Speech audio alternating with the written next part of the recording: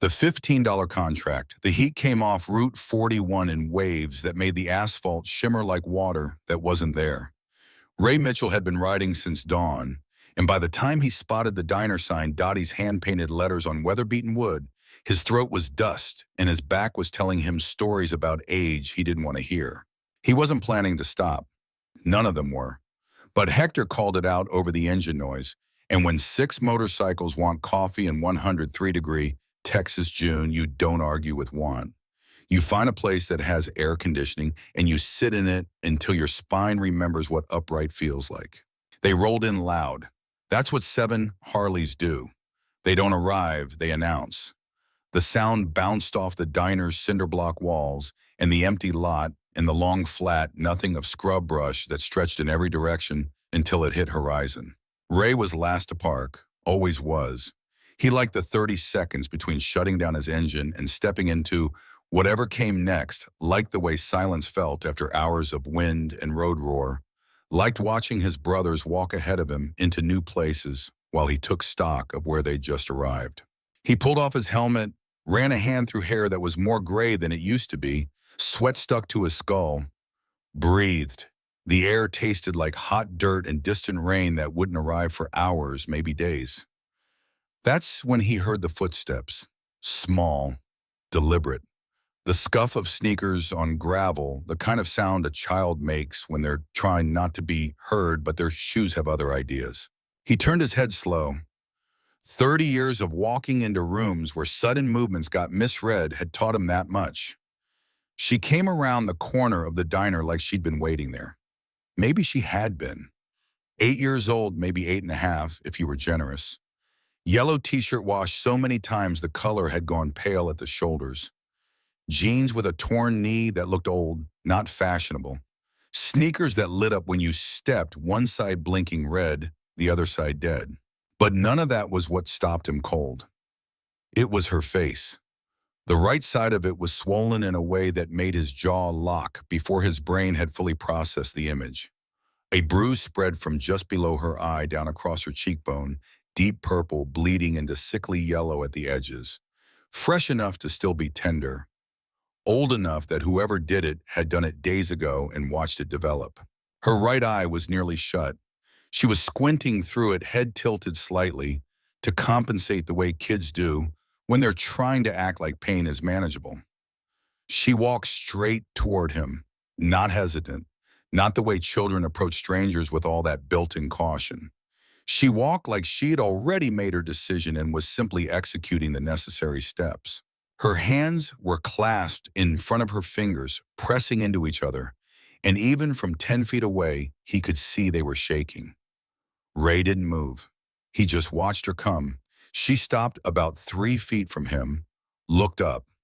Her one good eye was dark brown, almost black in certain light, and it held something no child's eye should hold.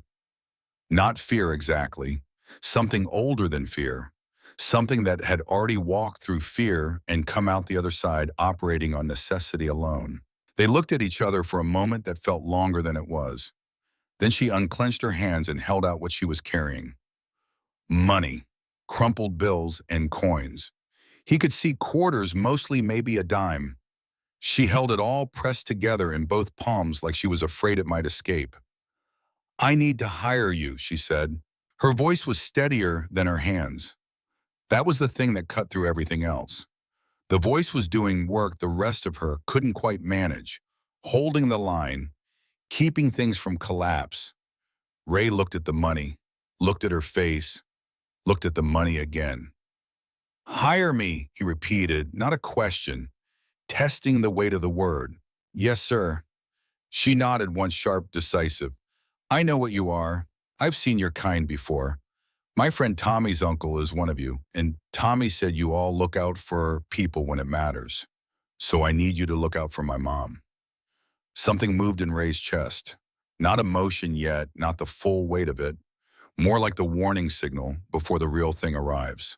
He crouched down slow, bringing himself to her level. She didn't step back, didn't flinch, just recalibrated her gaze to meet his without looking away. "What's your name?" he said. "Lily." "Lily." He said it like he was filing it somewhere important. My name's Ray. I know, she said. I asked the man at the car station down the road what the leader's name was. He said Ray. He said you were the big one with the gray in his beard. Ray almost smiled. Almost. You planned this out. Yes, sir. I've been waiting since this morning. I saw your group come through last week and I thought maybe you'd come back this way. The weight of that settled on him heavier than the heat. This child had waited all morning in this heat. With that face waiting for a group of bikers she had no guarantee would return because she had no other option she could think of. Who did that to your face, he asked, kept his voice level. Years ago, he'd learned that when you ask a hurt person something direct, tone matters more than the question. Her jaw tightened, not with fear, with something more like controlled anger, the kind that lives just beneath the surface in people who've learned that letting it out doesn't help anything. My stepdad, she said. Dennis? Does he do this often? To me, sometimes. To my mom, more. She said it flat, the way someone states a fact they have already made peace with internally because the alternative was falling apart. He hit my mom last night, and she couldn't get up off the kitchen floor for a long time, and I sat with her and I counted to 1,000, and she still wasn't right. Her eye looks like mine, but worse. Ray's hands resting on his knees as he crouched, pressed in slightly. Where's your mom now? Inside. Working. Lily glanced toward the diner, then back at him. She waitresses here. Dottie lets her keep the tips separate so Dennis doesn't take them all.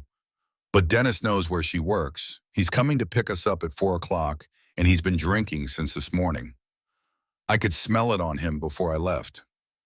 What time is it now? Almost 2. 2 hours. Ray stood up slowly. He didn't take the money from her hands. She was still holding it out, still waiting, and there was something in that gesture. The patience of it, the stubborn insistence that made the crack in his chest open a little wider. Put your money away, Lily. Her face changed, not collapse. She was too controlled for collapse, but a ripple of something. Disappointment, maybe. The first crack in the composure she'd been holding so carefully. I can get more, she said quickly. I've got more at home in my sock drawer. I just couldn't bring it all because that's not what I meant. He looked at her steadily. I mean, I don't want your money. I mean, put it away because you're going to need it for something that actually matters. She stared at him. I don't understand, she said. I'm going to help you, Ray said. Not because you're paying me, because you asked me, and because you need it, and because what you just told me makes it impossible for me to get on that bike and ride away. You understand? She blinked. The one good eye and the nearly shut one both doing the work of processing something she hadn't planned for. You're not going to take the money, she said slowly, like translating. No, but I need you to take it. If you take it, it means it's a deal.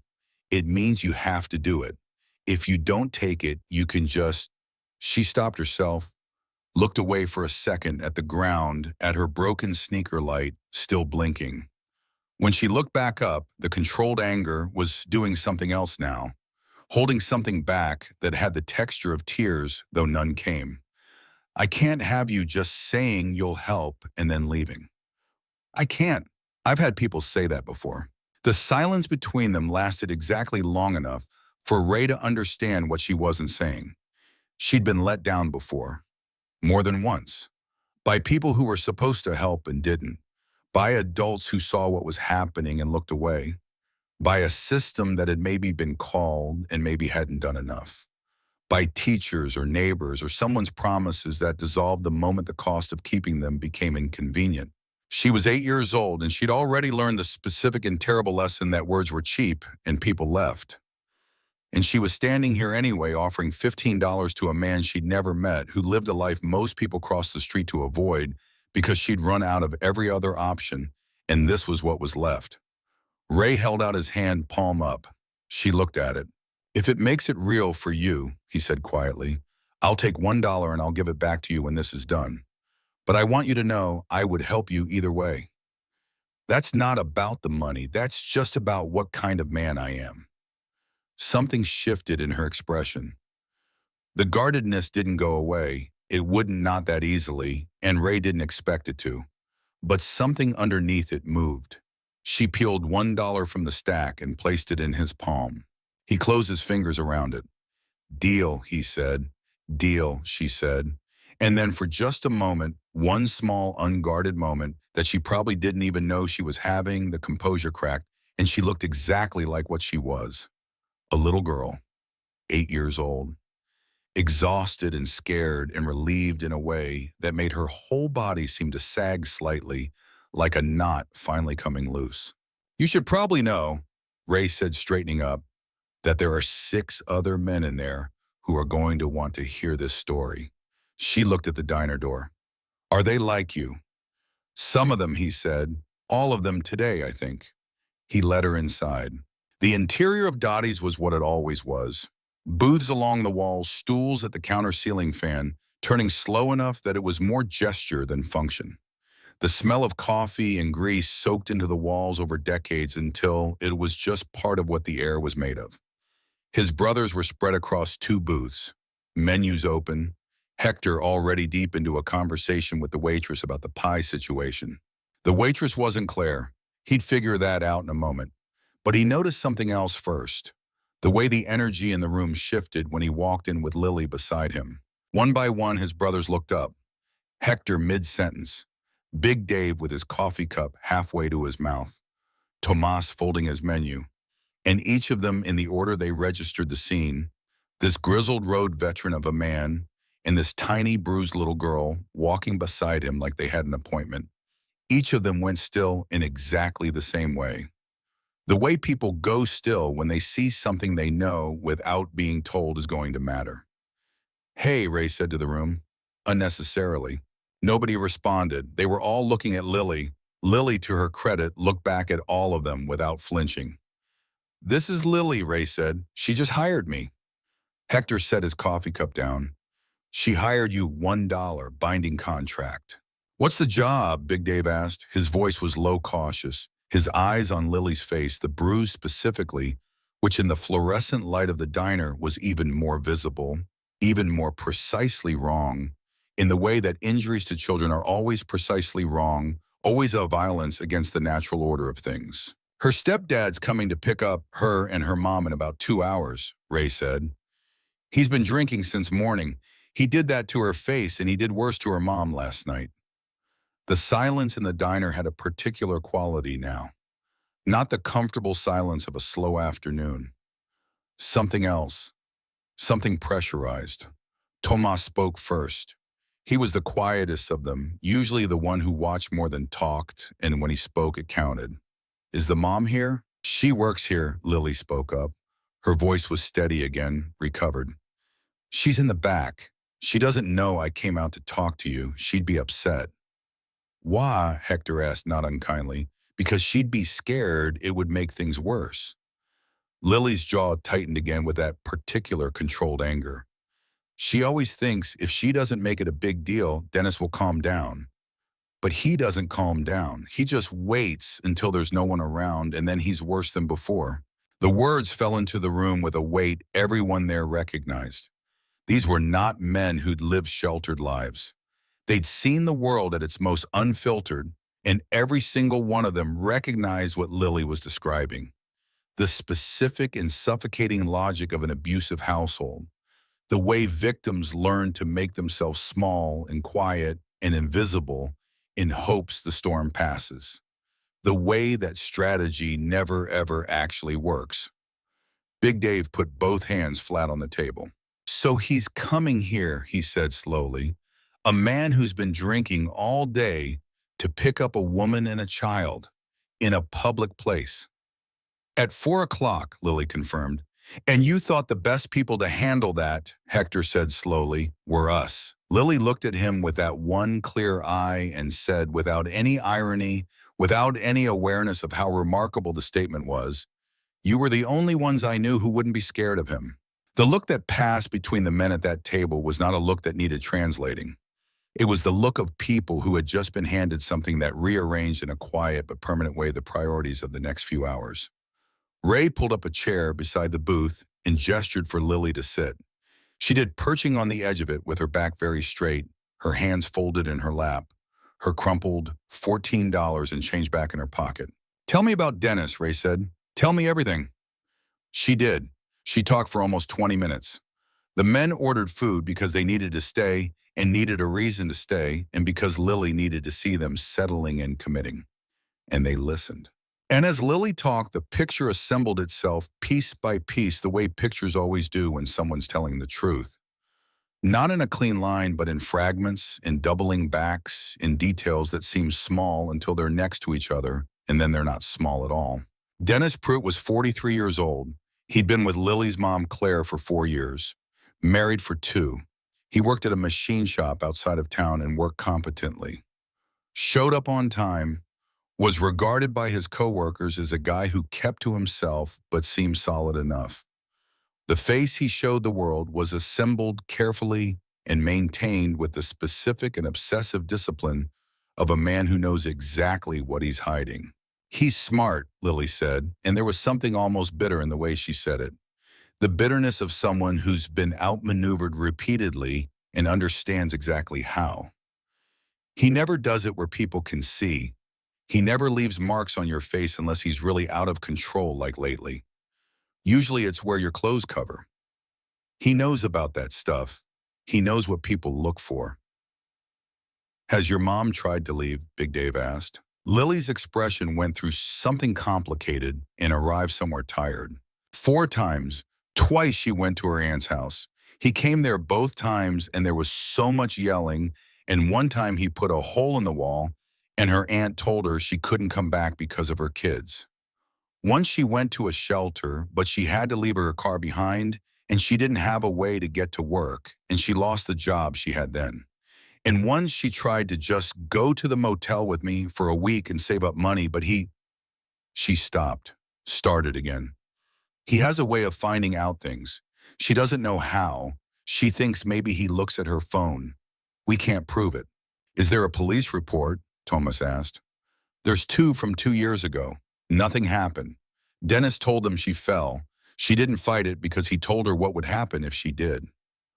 Lily looked at her hands. "She's not weak. I want you to know that. People look at her and they think she's weak, but she's not. She's just the thing he's best at is making her believe she's got nowhere to go, that nobody will help, that if she tries anything, he'll make sure she loses me too, and she can't." Her voice for the first time lost some of its steadiness. "Just for a moment. Just enough. She can't lose me. I'm all she's got. He knows that. He uses it." Ray said nothing for a long moment. Then he said carefully, "She's not going to lose you." Lily looked at him. "You don't know that," she said. Not accusing, just precise. "Not yet," he said, "but I know more now than I did an hour ago. And in about 90 minutes, I'm going to know a lot more." "What are you going to do?" "I'm going to talk to your mom first if she'll let me." Lily considered this. Something in her expression shifted. A new concern, a new calculation. "She might not. She might get scared and tell you to leave. If Dennis finds out she talked to someone, he'll..." "She won't know I'm someone your mom talked to," Ray said. "She'll know I'm someone you came and found. That's different. That puts the decision back on you, not her. He can't punish her for something she didn't choose." Lily was quiet for a moment then. "You've thought about this kind of thing before." "In different ways," Ray said. "But yeah." She nodded slowly. Then she slid off the chair and stood up. "I'll go get her," she said. "I'll tell her I met someone who wants to talk. I won't say about the deal. Is that okay?" "That's okay." She walked to the back of the diner without looking at any of the other men. At the kitchen door, she paused and turned back. "Ray," she said. "Yeah, thank you." And then before he could respond to it, before any of the complicated weight of those 2 words could fully land, she was through the door and gone. The table was quiet for a beat. Then Hector leaned forward and said low, You know this is going to get complicated. I know, Ray said. And you don't care. Ray looked at the kitchen door where Lily had gone. Not even slightly, he said. Claire Brennan came through that kitchen door, wiping her hands on her apron, and the first thing Ray noticed was that she walked the way people walk when they've spent years making themselves smaller. Shoulders slightly forward, chin slightly down. The posture of someone who's learned that taking up space invites consequences. She was younger than he expected. Mid-30s maybe, though the exhaustion on her face was doing its best to add a decade. Her hair was pulled back tight, and on the left side of her face beneath her eye was a bruise that mirrored her daughter's, with a cruelty that made something cold move through Ray's chest. Lily was 2 steps behind her, watching her mother's face the way only children in dangerous homes watch their parents, reading every micro-expression, every flicker, cataloging data in real time because their safety depends on accurate interpretation. Claire stopped when she saw the table. 6 men, leather vests, eyes on her. She took 1 step back. Lily, what? Mom. Lily's voice was calm, the steadiness back in full force. It's okay, I promise. It's not okay you don't. Claire's eyes moved quickly across the table, doing the same rapid threat assessment her daughter did, just applied to a different category of danger. She'd spent years reading men for signs of violence. She was doing it now. Fast. Practiced. I don't know these people. I know, Lily said. But I do. I met them outside.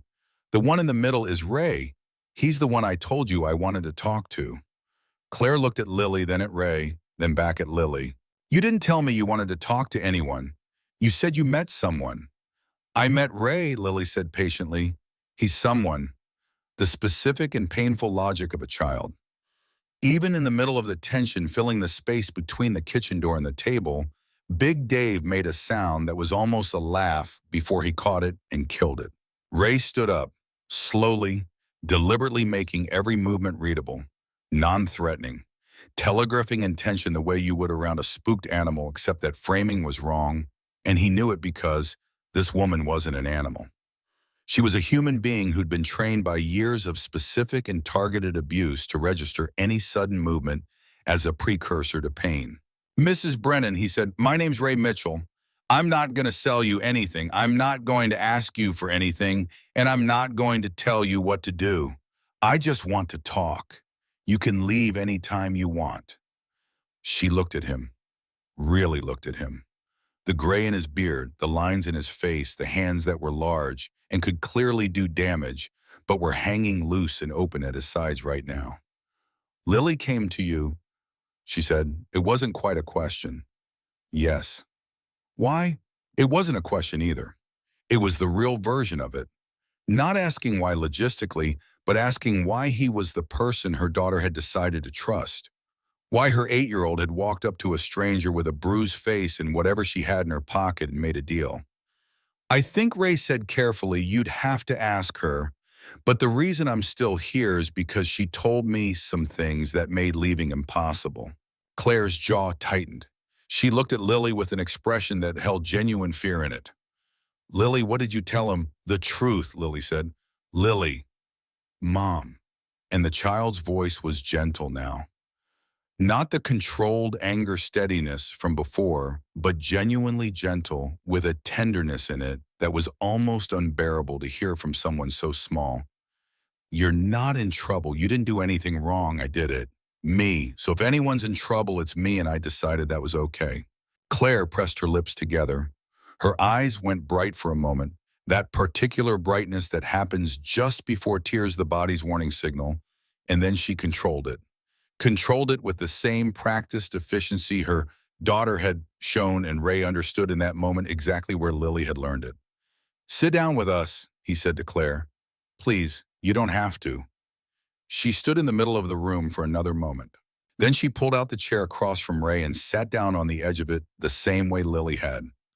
Back straight, ready to stand, ready to run if running became necessary.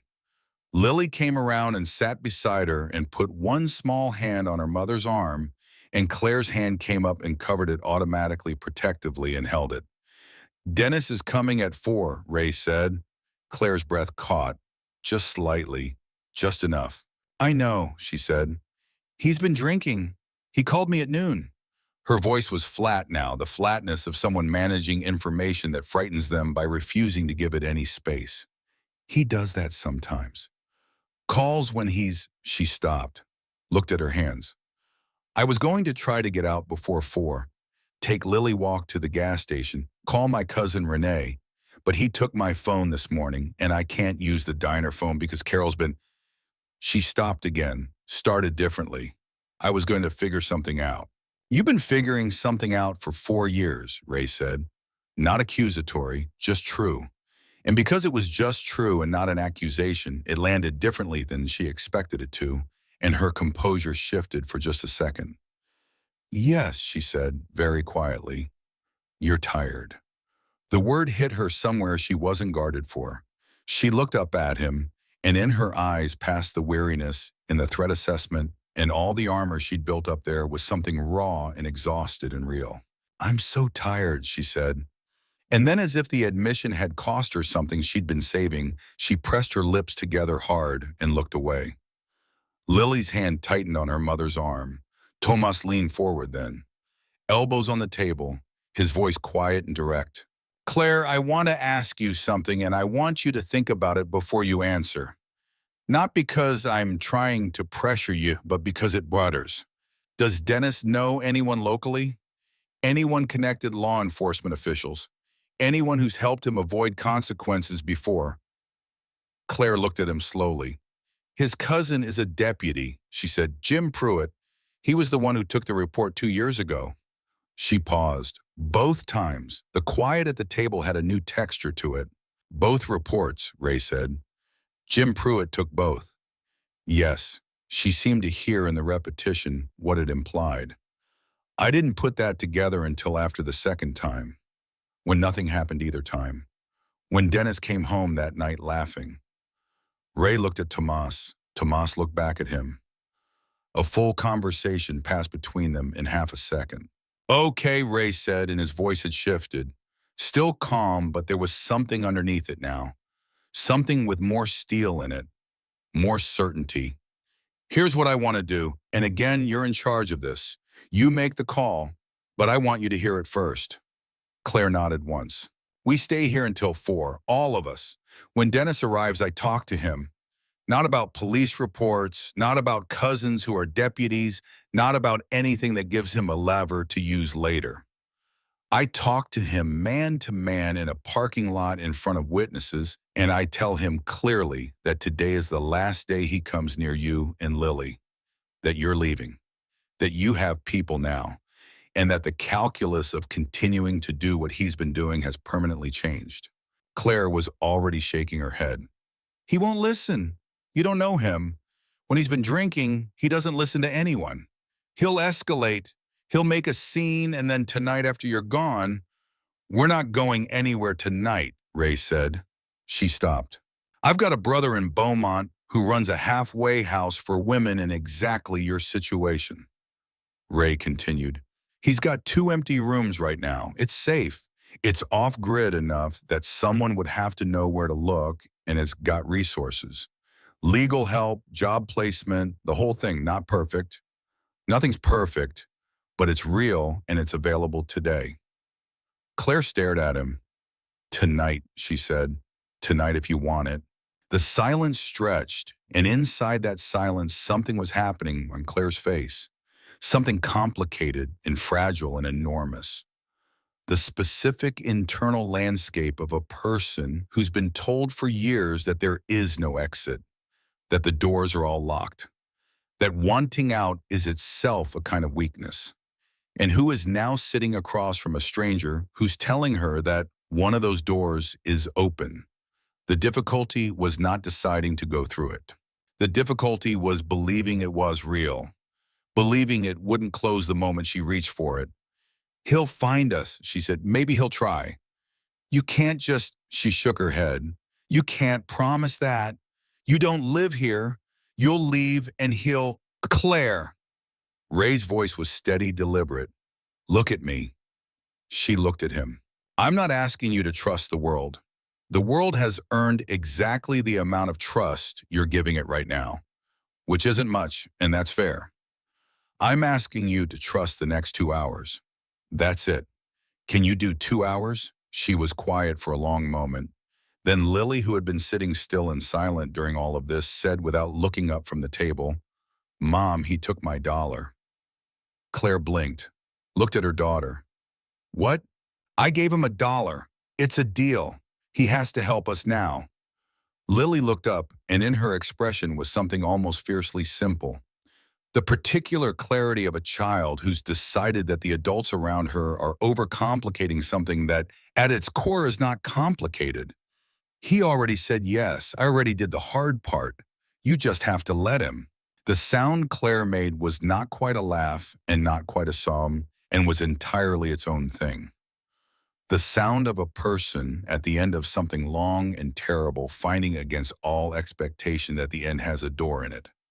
She put her face in her hands for just a moment, just one moment. Then she took them away and her eyes were wet, but she was steady.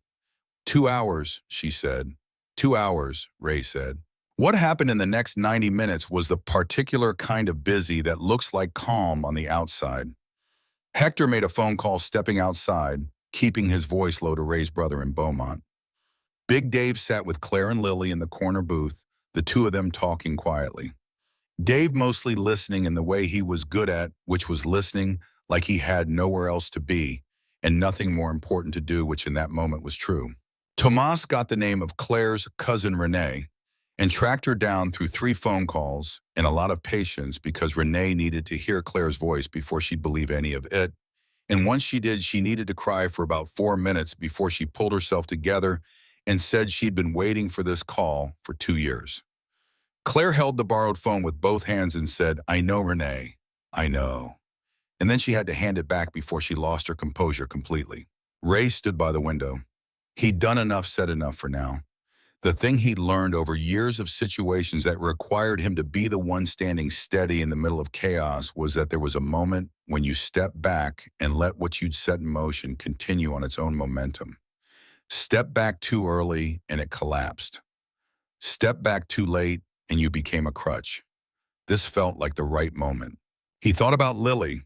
He thought about the particular way she'd walked across that gravel parking lot, not tentatively, not with the shuffling uncertainty of a child unsure of her reception, but with that strange and heartbreaking deliberateness, like she'd done all her being uncertain in private, and what she brought to him was only the conclusion, the decision, the $15. He'd met a lot of people in a lot of circumstances. He'd been in situations that required courage from people who had every rational reason not to have it. But something about this child's particular brand of it, the planning, the waiting, the controlled voice, the way she looked at him with that one good eye and said, "I need to hire you," like it was the most logical statement in the world, sat in his chest differently than most things. He was still standing there when the sound came from outside. Not at 4 o'clock, at 10 minutes to 3. The truck that pulled into the parking lot was a dark blue Ford one-tail light, out a long scrape along the passenger side door that looked like it had been there for a while and nobody had cared to fix it. It moved too fast, turned too sharp, stopped at an angle that took up more space than it needed to. Dennis Pruitt was an hour early, and he was already out of the truck before the engine fully died, moving toward the diner door, with the particular gait of a man who's been drinking since morning and has decided somewhere in the haze that something needs addressing now. He was bigger than Ray had pictured from Lily's description. Thick through the shoulders, the kind of bulk that comes from physical work, rather than a gym, carrying himself with the forward-leaning aggression of someone who's learned that size gets you most things before a word is spoken. Hector appeared at Ray's shoulder from nowhere. "Early. I see him. How do you want to do this?" Ray was already moving toward the door. He stepped outside before Dennis reached it, letting the door close behind him. Dennis pulled up short, startled, recalibrating. Looked at Ray the way men like Dennis always looked at unexpected obstacles, with immediate reflexive hostility. "The hell are you?" Dennis said. "Just a guy getting some coffee," Ray said pleasantly. hands loose. Dennis looked him up and down. The vest, the patches, the gray in the beard, the size of the man wearing all of it. Some of the forward momentum hesitated. Dennis was drunk, not stupid, and the body's threat detection works even through a day of drinking. "You're blocking the door," Dennis said. "Door's right there," Ray said, not moving. "Plenty of room. I'm here to pick up my wife. Claire's not ready yet. She's on shift for another hour." Dennis's jaw shifted. "How do you know my wife's name?" "Small place," Ray said. "Everybody knows everybody." It was a nothing answer, a placeholder, and Dennis knew it was a nothing answer. His eyes narrowed. "I wasn't asking a guy like you. I was stating where I'm going." He took a step to the left toward the door. Ray shifted his weight by about 2 inches. It wasn't a step. It wasn't a block. It was the kind of movement that communicated without any words at all, that the space between Dennis and the door had a presence in it that wasn't moving. Dennis stopped. "Who are you?" he said, and this time it wasn't casual. It was the sharp edge of a man whose control is slipping. "I told you, guy getting coffee." Ray looked at him evenly. "But I'll tell you something else too since we're talking. You want to go in there, you're going to go in there as a man who has himself under control. That's the only version of you that goes through that door." Dennis stared at him. Something moved in his face. The recalibration of a man who knows on some level that he is being seen. Not just looked at, seen. And there is a specific kind of rage that this produces in men like Dennis.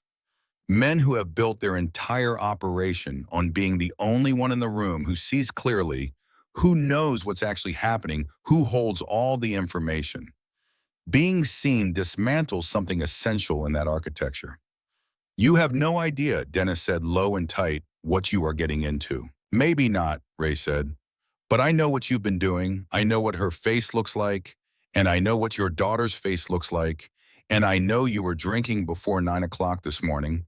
And I know you're an hour early because something in you figured the earlier you showed up, the less time she had to think." He paused. "I'm not wrong about any of that." The silence between them was the loudest thing in the parking lot. Dennis's hands had closed into fists at his sides. The cords in his neck were tight. His breathing had changed. "You're going to walk away from this," he said. "You don't know what I can do." "I know exactly what you can do," Ray said. "You can do it to women and children when there are no witnesses and no consequences. That's what you can do. That's all you can do." He let that sit for exactly a second. "This is a lot of witnesses, and I'm about to be a consequence." Dennis moved, not toward Ray, not quite, not fully, the self-preservation instinct cutting through the whiskey just enough. But his body surged forward, the involuntary lurch of someone who's been operating unchecked for so long that the existence of a check is physically disorienting. His hand came up, and Ray's hand came up faster. Not to strike, just to stop. His palm flat against Dennis's chest, the full solid weight of him behind it, immovable. "Don't," Ray said, one word, quiet. And behind Ray the diner door opened. Hector stepped out, and then Big Dave, and then Tomas. They didn't say anything. They didn't have to. They simply stood there in a row in the afternoon heat, looking at Dennis Pruitt with the calm and patient expressions of men who have all the time in the world. Dennis's arm dropped. His breathing was ragged. His eyes moved across the row of men and came back to Ray, and in them was something that had not been there a minute ago. Not fear exactly, men like Dennis didn't process fear cleanly, but a recalculation, a sudden and unwilling awareness that the math of this situation had changed in ways he hadn't accounted for. "This isn't over," he said. "No," Ray agreed. "It's not, but this part is." Inside the diner behind the glass, Claire Brennan stood with her daughter and watched her husband's face do something she had never seen it do in 4 years of marriage. He backed up. He actually backed up. Lily felt her mother's hand go completely still on her shoulder, then grip harder. Not from fear, from something else entirely. Something that didn't have a clean name but felt in Lily's chest like the first full breath she'd taken in longer than she could remember. Dennis Pruitt didn't leave the parking lot right away. That was the thing that kept Ray's attention locked on him even after the man stopped moving forward. A man who is genuinely backing down gets in his vehicle and goes. A man who is regrouping stays visible, stays planted, lets you see him thinking. And Dennis was thinking. Ray could see it happening in real time. The whiskey slowed calculations behind the man's eyes, the reassessment, the search for a different angle. Men like Dennis always had a different angle. That was the engine of the whole thing. When force didn't work, they found leverage. When leverage didn't work, they found guilt. When guilt didn't work, they went back to force and called it love. Dennis looked past Ray at the diner window. He could see Claire and Lily in there.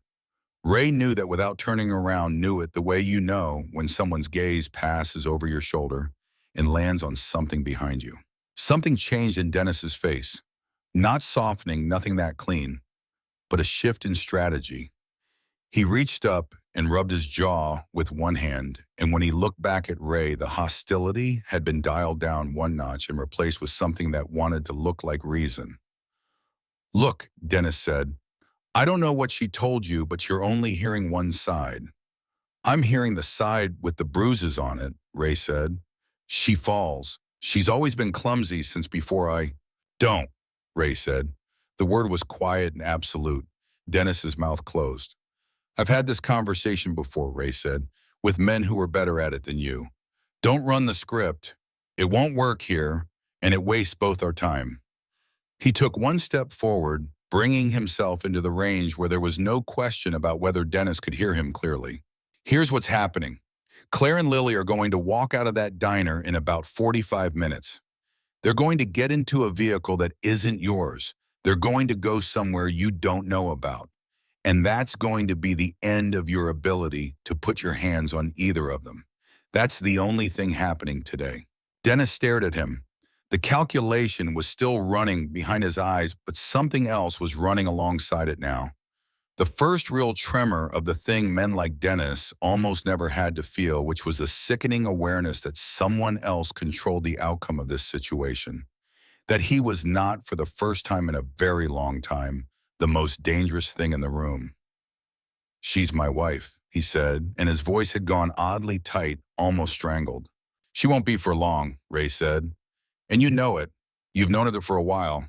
That's why you've been drinking since morning." That landed. Ray watched it land, watched Dennis's face do something involuntary, a flinch that came from somewhere below the level of conscious control. Because Ray had named the thing Dennis had been drinking to outrun all day. The awareness on some level beneath all his certainty and his dominance and his careful management of everyone around him that he was losing. That the architecture he'd spent years building was showing cracks he hadn't been able to seal. "This isn't over," Dennis said again. "You said that already," Hector said from behind Ray, and his voice had the particular lightness of a man who isn't threatened and wants that fact to be clearly communicated. Dennis looked at Hector, then at Big Dave, then back at Ray. Then he got in his truck. He sat in it for almost 3 minutes without starting the engine, and every one of those minutes had a specific weight to it. Ray stood exactly where he was, and his brothers stood where they were, and nobody moved because moving would have meant something, and staying meant something else. Staying meant this is not something you wait out. Staying meant we will be here when you come back. Staying meant we have done the math, and we know how this ends, and we are not afraid of any version of it. The engine turned over. The truck moved too fast, cutting across the lot at the wrong angle, gravel spraying. It was gone. Hector exhaled slowly. "He'll come back." "Yes," Ray said, "before they leave." "Maybe. Probably not. He's going to go somewhere and drink more and make phone calls and try to find a liver. He'll want to feel like he's got a plan before he comes back." Ray turned and looked at the diner window. Claire and Lily were still there. Claire's hand was on the glass. He hadn't noticed that before. Her palm flat against it as if she could feel the temperature of what had just happened through the barrier between them. "We've got maybe an hour," Ray said. "Let's use it." Inside, the diner had rearranged itself emotionally while the confrontation was happening outside.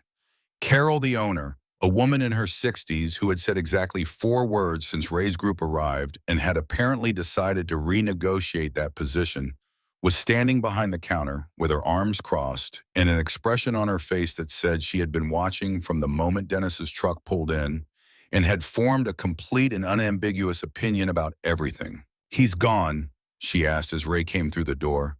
"For now." Carol nodded once. The nod of a woman who has been watching Claire Brennan come into work for 2 years with careful makeup over things that makeup couldn't quite cover.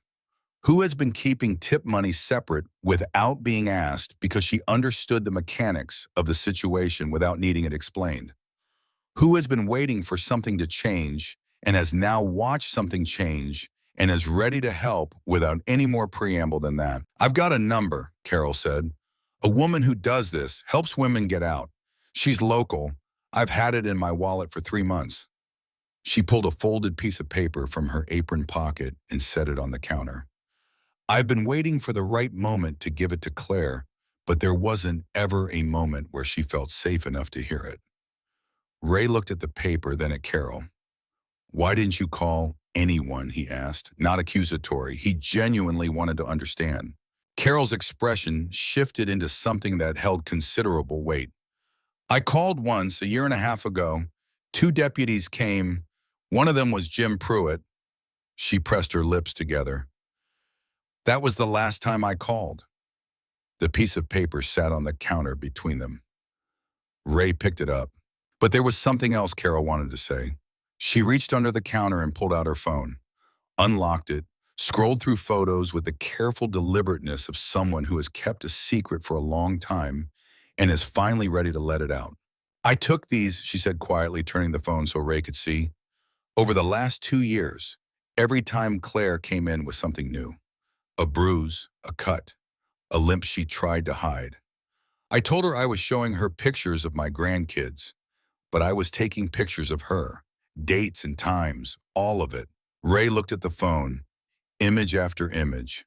Claire's face from different angles, her arms, her neck, each photo time-stamped, each one a piece of evidence that Carol had been quietly, carefully collecting because she knew that someday someone might need it. "I didn't know what else to do," Carol said. "I couldn't call the police. I couldn't force her to leave. But I could do this. I could make sure there was a record." Ray looked at this woman, this diner owner, in a small Texas town who had turned her phone into a 2-year documentation project because she couldn't save Claire herself, but she could make damn sure that when someone finally could, they'd have what they needed. "Can I get copies of these?" Ray asked. "I already sent them to myself. You give me an email address. I'll send them to you right now." Ray gave her Tomas's email. Carol's fingers moved over her phone with surprising speed, and 30 seconds later, Tomas's phone buzzed in his pocket. "Thank you," Ray said. "Don't thank me," Carol said. "Just get her out."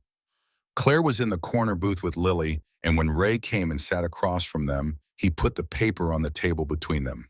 Claire looked at it without touching it. Her eyes went up to him, then to the window, checking even now, even after watching Dennis drive away. The involuntary threat check that had become as automatic as breathing. "He left," Ray said. "He'll be back, but not right now." Claire nodded slowly. She was holding it together with both hands, which was how he thought of it. Not literally, but the quality of her composure had a held quality to it. Something actively maintained rather than naturally present. Like she was running a calculation simultaneously with existing, monitoring her own stability the way you monitor a car that's been making a sound you don't trust. "Can I ask you something?" she said. "Yeah." "Why are you doing this?" She looked at him directly, and in the question was not suspicion exactly, but a kind of earnest bewilderment. The specific bewilderment of someone who has operated in a world where people don't help without a patient and is trying to locate the cost. "Your daughter hired me," Ray said, "for $1. Best dollar I ever earned." Claire looked at Lily, and Lily looked back at her mother with an expression that was quietly, steadily certain. The expression of someone who made a decision and has not moved from it and does not intend to, no matter what. She told me this morning, Claire said quietly, before I came to work. She said, Mom, today is the day things change. I thought she was, her voice caught slightly. I thought she was just saying something, the way kids do, to make you feel better. She meant it, Ray said. I know that now. Claire looked at the paper on the table. What is this, a resource? Someone local who helps women in your situation. He paused. But I want you to know you don't have to use that. The offer in Beaumont is real. My brother's place is real. You can use either one or both. You're not trading one set of instructions for another. Something in Claire's posture shifted at that, at the specific phrasing of it, the deliberate care in it. He had noticed that she tensed slightly every time anyone suggested a course of action. The conditioned response of someone who has spent years having her choices managed, having her decisions made for her, having the concept of her own agency slowly and methodically dismantled. He'd been careful about how he framed things because of that, and she'd noticed him being careful, and the noticing of it was doing something in her expression right now that looked a lot like someone beginning to believe something they'd almost entirely stopped believing. I have a question, Lily said. Both adults looked at her. His cousin, Lily said. Jim Pruitt, the deputy. What if Dennis calls him and tells him we're here? What if Jim comes before we leave? It was an 8-year-old asking the question, but it was the right question. The strategically correct and necessary question that cut to the actual logistical heart of the problem, and the fact that she was the one to ask it, made Big Dave, sitting at the adjacent table, quietly shake his head with an expression that was equal parts admiration and sorrow. I've thought about that, Tomas said. He was already on his phone. I've got a contact at the state level. Not a friend exactly, but someone who owes me a conversation. I'm going to make a call that puts the name Jim Pruitt into a system that Jim Pruitt can't see coming. It won't solve everything today, but it'll mean that whatever Jim does in the next 2 hours is going to have a record. Lily processed this. That means Dennis calling Jim doesn't help Dennis. It means Dennis calling Jim might hurt Dennis, Thomas said. Yeah, Lily nodded satisfied. The nod of a person who asked for information and received it and has now filed it in the appropriate place. Claire watched her daughter do this, and something moved through her expression. Something that was love and grief at the same time, the specific grief of a parent who sees their child being brave in a way that children shouldn't have to be brave, who sees competencies in their kid that only exist because of the hardness of their life, who would trade all those competencies in a second for the ability to give the child back the softness that the hardness required. Lily, Claire said softly. I'm okay, Mom. I know you are. She reached over and touched Lily's face very gently, the unbruised side, her thumb just grazing her daughter's cheekbone. That's what kills me. The diner was quiet for a moment. The ceiling fan turned. Someone's coffee cooled. Then Hector's phone buzzed, and the moment broke. He looked at the screen, and his expression changed in a way that made Ray look at him sharply. What? Dennis didn't go to drink, Hector said. He turned the phone so Ray could see the screen. It was a text, a number Ray didn't recognize. 3 words, he's at Jim's. Ray looked at the number. Who is this? Don't know, but whoever it is, they just told us Dennis went straight to his cousin. Not to a bar, not to regroup, straight to a deputy. Hector looked up. Someone in that family or close to it just broke ranks and told us. The room recalibrated. The timeline had just compressed. Jim Pruitt knowing meant the possibility of a deputy arriving at the diner officially with all the weight and cover of a badge, and the entire situation flipping on its axis. Jim could claim a domestic call, could claim Claire needed a welfare check, could manufacture enough official-sounding confusion to buy Dennis the window he needed. We need to move faster, Ray said. He looked at Claire. This changes the clock. Can you be ready in 15 minutes? Claire looked around the diner. At Carol's counter, at the apron she was still wearing at the shift she'd never finished, at the small and limited version of a life she had built inside these walls, because it was the safest place she'd found. Then she looked at Lily. I've been ready, she said.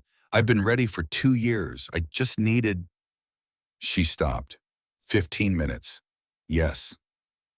Go, Ray said. Claire was already up, already moving to the back. Carol was right behind her, and Ray could hear the older woman's voice, low and efficient. You take the tips from the last 3 weeks, Claire. I've been holding them. Don't you argue with me. Just take them. Lily sat at the table with Ray and watched the door her mother had gone through. Her face had that quality again. The controlled stillness, the real-time assessment running underneath it. But there was something else now, too. Something new. Something that hadn't been there in the parking lot when she'd walked up to him with $15 and a bruised face. It took him a moment to name it: hope. Not the reckless kind. Not the kind that floats. The careful, tentative, still suspicious kind. The kind that has been burned enough times to know better than to fully declare itself. But is there any way, crouched in the corner of her expression, watching the door her mother went through and counting seconds? Hey, Ray said. She looked at him. You did the right thing today, he said. You did something really hard, and you did it right. She considered this with the same seriousness she applied to everything. I was scared, she said. I almost didn't come out. When I saw the bikes, I almost went back inside. I stood behind the diner for 15 minutes before I came out. 15 minutes is nothing, Ray said. That just means you thought about it. People who don't think about it aren't brave. They're just reckless. You thought about it and came out anyway. That's the whole definition. She looked at him for a moment. Then she said, is your life always like this? Going places and helping people? Not always, he said honestly. Sometimes it's just the road. Do you like that better? He thought about it, actually thought about it, gave the question the real consideration she'd asked it with. Some days, he said. Today, no. She almost smiled.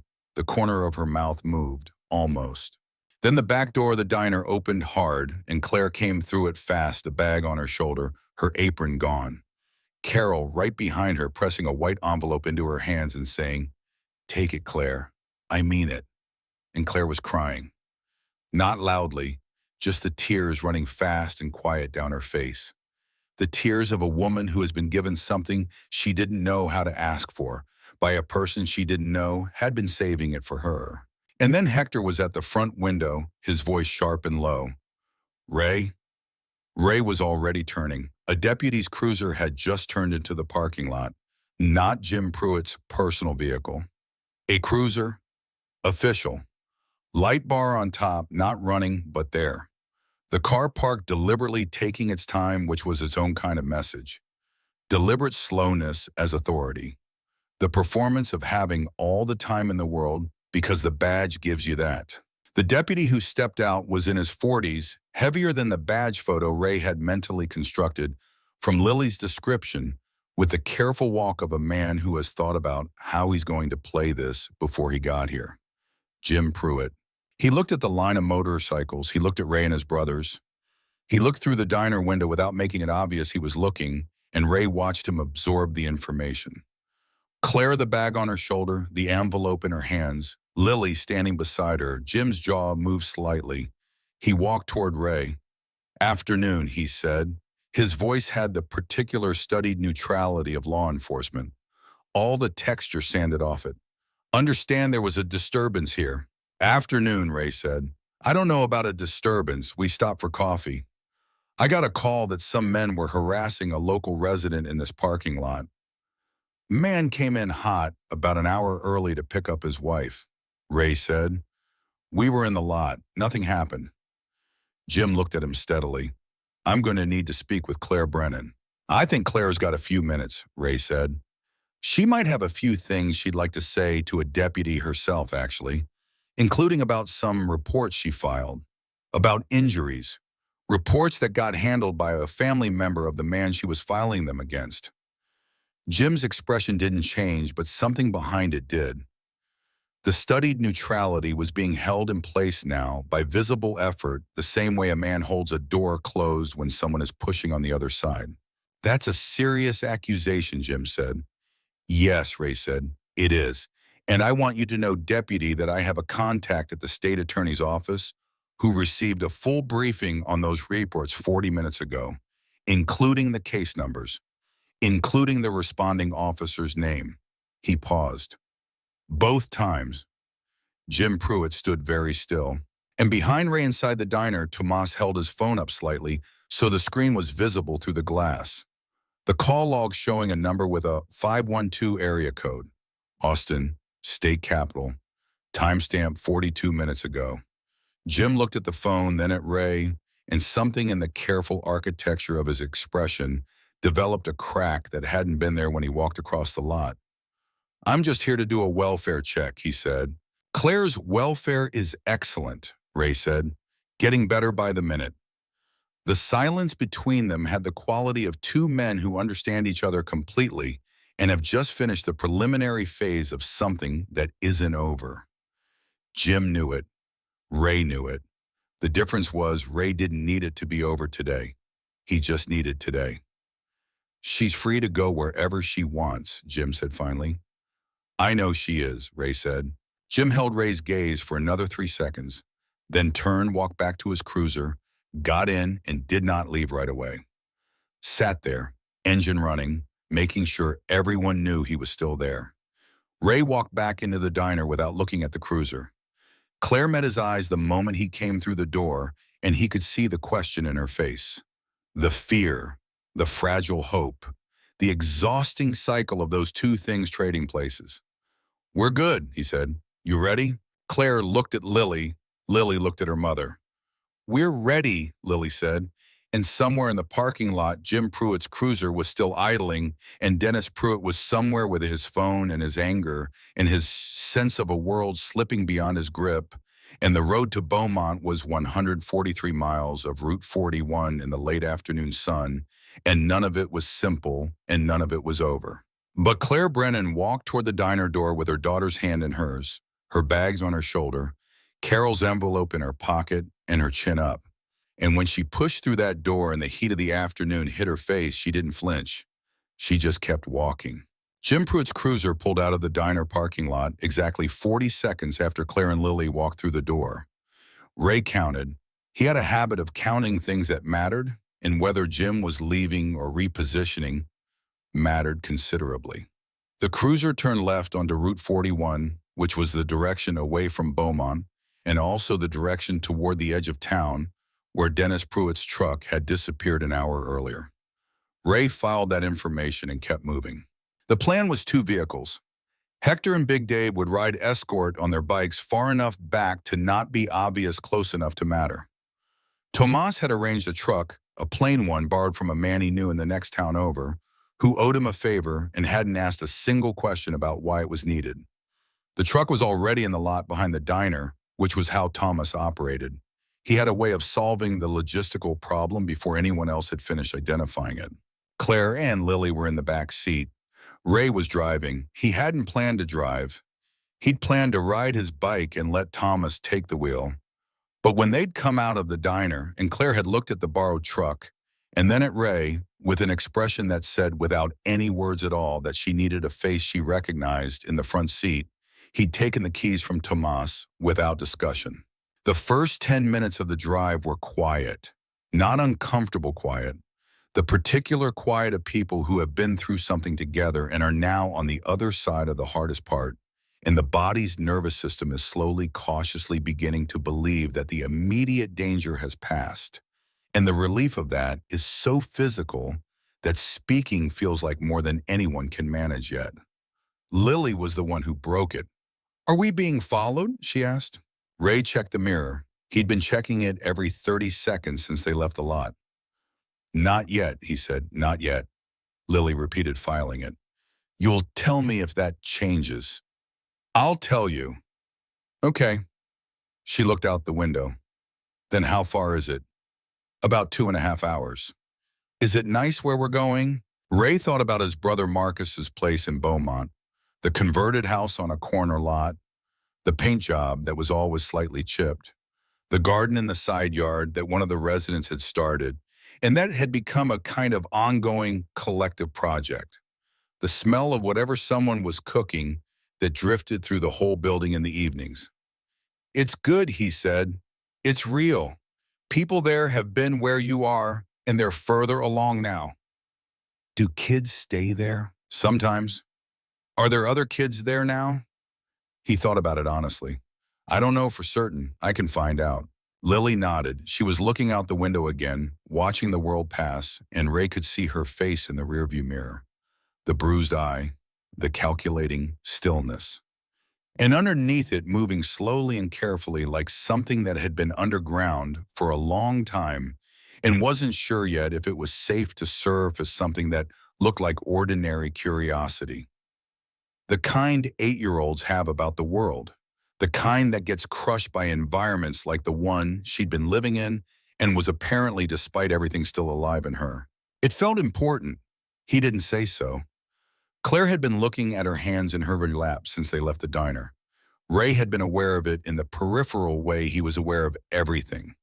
The silence coming from her was different from Lily's, heavier, more loaded, more turbulent, the kind of quiet that is doing heavy lifting. After about 20 minutes, she said, "He's going to come after us." "Yes," Ray said. He didn't soften it. He decided early that Claire Brennan had been managed and maneuvered by enough people that what she needed from him was the honest version. Jim will help him. Jim is going to have a harder time helping him than he did yesterday, Ray said. Tomas's contact at the state level is real. That call is on record. The moment Jim Pruitt makes an official move that looks like it's protecting Dennis, he's doing it with a spotlight on him that wasn't there before. And unofficially, Claire asked, a beat. Unofficially is harder to control, but we're not going to leave you without a plan for that. Claire was quiet for a moment. What's the plan for that? First step is the emergency protective order. Marcus has a legal advocate at his place, a woman named Sandra who does this full-time. She knows which judges move fast and which ones don't, and she knows how to frame the filing so it doesn't get lost in the system. That happens tomorrow morning. I tried a protective order before, Claire said, and her voice had the flat texture of something that has been a source of pain for a long time. The year before we got married, before I knew about Jim, the order came through and Dennis violated it inside of 3 days. And when I called it in, Jim was the responding officer and he told Dennis to sleep it off at a friend's place and nothing was filed. Sandra files in a different county, Ray said. Different jurisdiction. Jim Pruitt has no relationship with any of the judges there. Another silence, shorter this time. You've done this before, Claire said. Not just this. This isn't just something that happened today because Lily found you. We've helped people move through situations before, Ray said. It's not organized. It's not something with a name. It's just you spend enough years on the road, you see enough of the way things work and don't work, and you build up a map of who to call and what doors actually open. Bikers, Claire said. And the way she said it wasn't dismissive. It was genuinely ruminative, like she was turning the word over to look at what was actually under it. I never would have. She stopped. Most people don't, Ray said. In the rearview mirror, Lily was watching this exchange with the expression of someone attending to important information. Can I ask you something? Claire said. Yeah. The way you talked to Dennis in the parking lot, you weren't scared of him at all. No. He's hurt people before, not just us. Before me, there was a woman. I found out later, from before he moved here, Claire stopped, composed herself, restarted. She was in the hospital. Twice, the air in the truck went a specific kind of heavy. I know men like Dennis, Ray said carefully. I grew up knowing men like Dennis. My father was in some ways. He paused, navigating the territory, choosing what was useful. Men like that depend on a very specific kind of environment to keep working. They need isolation. They need the person they are hurting to believe no one will help. They need everyone around them to look the other way.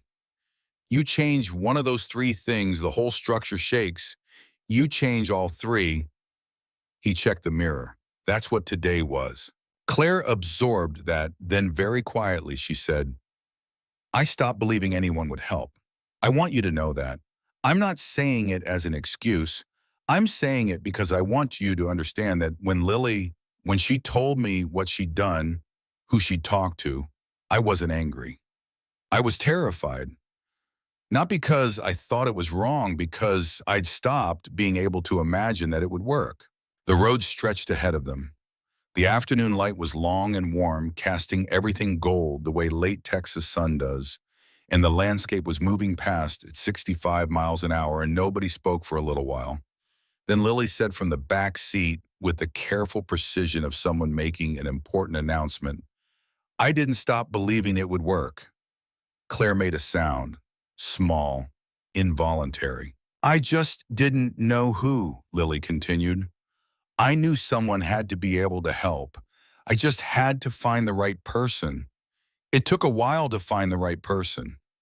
Ray tightened his hands on the wheel by a fraction. The rearview mirror showed him Lily's face, that careful, ancient-eyed 8-year-old face.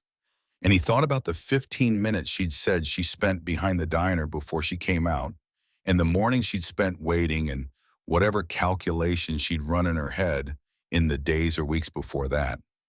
The process of elimination that had moved through every available option until it arrived at a group of bikers who might come back through on a Tuesday.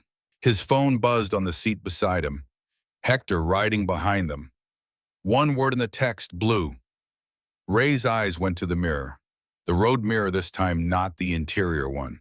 Far back, just becoming visible around a curve they'd rounded 2 minutes ago, a vehicle. Dark blue. Moving faster than the speed limit. Ford pickup. One taillight out. "Hector," Ray said, and his voice was even. Claire turned in her seat before he could say anything else. She saw the truck in the mirror, and her breath went in sharp and hard. The involuntary gasp of a body recognizing a threat before the mind has fully processed it. "That's him," she said. "I see him. How did he—" She shook her head, the question dissolving before she could finish it. Of course he'd known. He always knew. He'd taken her phone this morning, but there were other ways. There were always other ways. Maybe someone had seen them leave. Maybe Jim had called ahead. Maybe Dennis had driven a loop and come back and spotted them on the highway before they'd spotted him. "Mom," Lily's voice was completely steady. Claire turned to her daughter. "Don't look at the mirror," Lily said. "Look at Ray." Claire turned to the front. "Good," Ray said. He was already on the phone. "Hector, he's behind us. How far back is Dave?" "Half mile," Hector said through the speaker. "I'm going to drop back and sit between you. Dave can come up." "Do it, and call Tomas." "Already on it." Ray kept his speed exactly where it was. Not faster. The specific and critical decision not to run, because running confirmed something to Dennis. Confirmed that they were afraid. Confirmed that they were trying to escape. Gave him a narrative in his own head where he was in pursuit of something that belonged to him. Running also put them on open highway at speed with a man who'd been drinking for 7 hours, and that math didn't work. "He's going to try to pass Hector," Ray said, thinking out loud, feeding information. "Or he's going to try to get beside us. When he does, what do we do?" Claire's voice was controlled but tight. "Nothing," Ray said. "That's exactly what you do. Nothing. He's going to want a reaction. He's going to want to see you panic. He's built 4 years on the fact that panic is available. Don't give it to him." The blue truck was closing distance. Hector had dropped back between them, riding at an angle that made passing more difficult, buying the truck time and space. But Dennis wasn't patient. Not today. Not on what he'd been drinking. The blue truck surged left, trying to get around Hector on the shoulder. Hector moved his bike fractionally. Dennis corrected, nearly drifting onto the gravel, overcorrected. The truck fishtailed, slightly recovered. Claire gripped the door handle. "Eyes front," Ray said. "Oh." She put her eyes front. "Lily, you okay?" he said. "Yes," Lily said from the back. Her voice was the steadiest thing in the vehicle. Dennis's truck was alongside Hector now. Horn going, long aggressive blast. The horn of a man in a blind rage who has used the fact of his anger as a weapon for so long that he no longer distinguishes between the anger and the intention. Hector held his line. He didn't swerve, didn't speed up, didn't brake. He simply maintained his exact position with the maddening, immovable calm of a man who has decided on a course and is not available to be moved by noise. Then Dennis's truck cleared Hector and came up alongside Ray's truck. Ray felt Claire go absolutely rigid in the passenger seat. Without touching her, he could feel it. Dennis's window was down. He was screaming something. Ray could see his mouth moving the cords in his neck, the face of a man entirely overtaken by the specific and terrible engine of himself. Whatever he was saying was lost in road noise and motion, but the intent was clear, and it wasn't new, and it wasn't complicated. Keep your eyes front, Ray said to Claire one more time. Not as a command, as something else. He can't see your face from that angle. Don't show him your face. She understood immediately, understood that showing Dennis her fear was a transaction, was giving him something real, was feeding the machine. She kept her eyes on the road ahead. Dennis's truck jerked toward them. A warning, the automotive equivalent of a raised fist. The vehicle extension of the same gesture he'd been making for 4 years in rooms with no witnesses. Ray did not flinch, did not brake, did not swerve. He drove 65 miles an hour, straight line, both hands on the wheel, exactly as if the blue truck beside him were not there. Behind them, Big Dave's bike had come up, and the sound of Dave's engine joining Hector's created a combined presence that Dennis could hear even over his own horn, even through his own rage. The sound of more weight than he'd accounted for. More bodies, more machines, more of the specific and patient stubbornness of people who have done the math and aren't leaving. Dennis's truck dropped back. Not gone, but back. He's dropping back, Ray said. Claire exhaled a breath that sounded like she'd been holding it for roughly 4 years. Is he stopping? She managed. No, but he can't pass with Dave there. He's going to have to make a decision. The decision came in the form of the blue truck pulling onto the shoulder and stopping. Ray watched it in the mirror. Dennis's truck motionless on the highway shoulder, getting smaller as the distance grew. Not chasing, not moving, just stopped. The way a man stops when he runs out of road. When the bluster and the noise and the forward aggression reaches the edge of the territory it controls and can't go further. He stopped, Claire said. She turned to look despite herself. Don't count on it lasting, Ray said. But his voice had a different quality now. The careful steadiness was still there, but underneath it, something had shifted. The specific relief of a man whose plan has so far worked. Hector's voice came through the speaker. Dave's going to hang back and watch him. Make sure he doesn't get moving again. Tell Dave 20 minutes, Ray said. Just 20 minutes, then come on. 20 miles down the road, when the blue truck had been invisible in the mirrors for a long time, and the highway had settled back into its own rhythm, Lily said, Ray? Yeah, I need to ask you something. Go ahead. When we get to your brother's place. She stopped, started differently. Are you going to leave right away? He was quiet for a moment, an honest moment. I'm going to stay tonight, he said. Make sure you're in and settled. Make sure the first conversation with Sandra happens and the paperwork gets started. And then, he paused, and then I've got road Lily. That's the honest answer. I know, she said. I'm not asking you to stay forever. I just needed to know about tonight. Tonight, he confirmed. That's a guarantee. She seemed to settle with that. Claire had been listening to this exchange with her face turned slightly toward the window, and Ray could see her reflection. The wetness of her eyes, the tight set of her jaw, the expression of a woman experiencing something she doesn't quite have the vocabulary for yet because it's too unfamiliar. Someone making good on a promise. Someone staying long enough to mean it. Your brother, Claire said. Marcus? Does he know we're coming? He's known since Hector called him from the diner parking lot, Ray said. He's got rooms ready. He's got food going. That's just how Marcus is. He starts cooking when he knows that people are coming.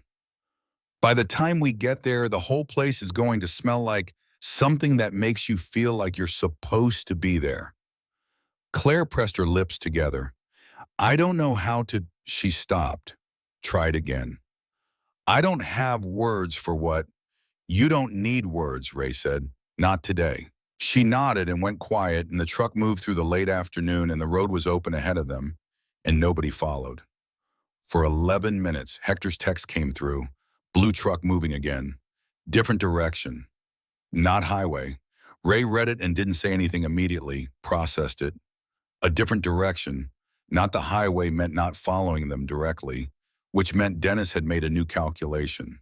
A man in Dennis Pruitt's situation who has just been outrun and outmaneuvered on a public highway by a group of people who have demonstrated that they are not going away has a limited set of options. He could drink himself into a stupor and rage about it. He could call Jim Pruitt and try to escalate through official channels, which Tomas had made considerably more complicated. Or he could think about what else he controlled. What else he controlled? The house. Claire and Lily's things were still in the house. Clothes, documents, birth certificates, social security cards, Lily's school records. Things that couldn't be replaced quickly and that Dennis, if he got there first, could use as leverage, could destroy, could use to complicate every step of the legal process that was going to start tomorrow morning. Ray called Tomas. He turned around, Ray said. I know, Tomas said. I'm already on it. I've got someone who can be at the house in 12 minutes. Who? A friend of a friend, local, solid. He's going to document everything on the property before Dennis can get back and change it. Tomas. I know Ray. I've already called Sandra in Beaumont too. She knows to flag the documentation issue in the filing. A spouse removing or destroying property during a separation attempt goes into the record. Ray exhaled. What would I do without you?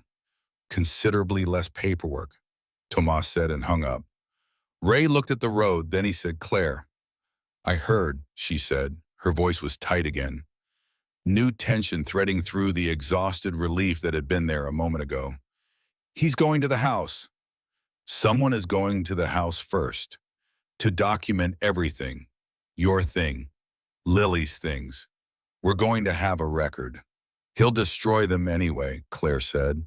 Then the record shows he destroyed them, Ray said. That becomes part of what Sandra files. Every action he takes from this point forward is being documented. He's used to operating in the dark. Every light we turn on is a problem for him. Claire pressed both hands flat on her thighs. A grounding gesture, staying present, staying here, not going to the house in her head where Dennis was doing whatever Dennis was doing. My mom's picture, she said suddenly. What? There's a photograph in the bedroom, in the nightstand. It's the only picture I have of my mom. Her voice had fractured slightly on the word mom. Not broken, fractured, a hairline crack in the controlled surface. She died when I was 19. It's all I have. The truck was quiet. Then Lily said from the back seat with a certainty that left no room for anything else. He's not going to destroy it, Mom.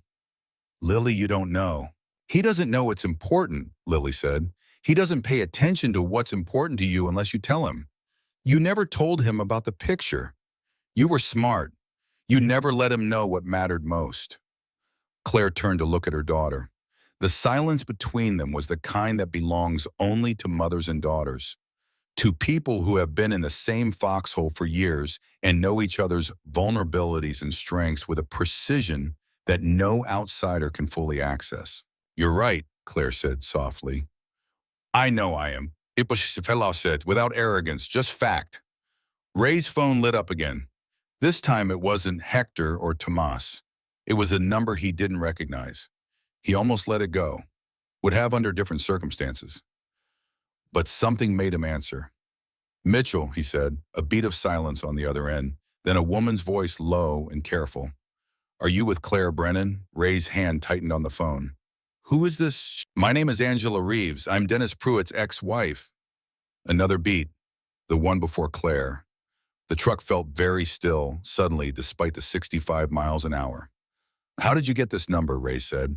I've been watching Dennis for 3 years, Angela said. I have a friend who saw what happened at Dottie's today and called me. I've been trying to get someone to listen about Dennis for 3 years, and I didn't know how. Her voice cracked slightly, controlled itself.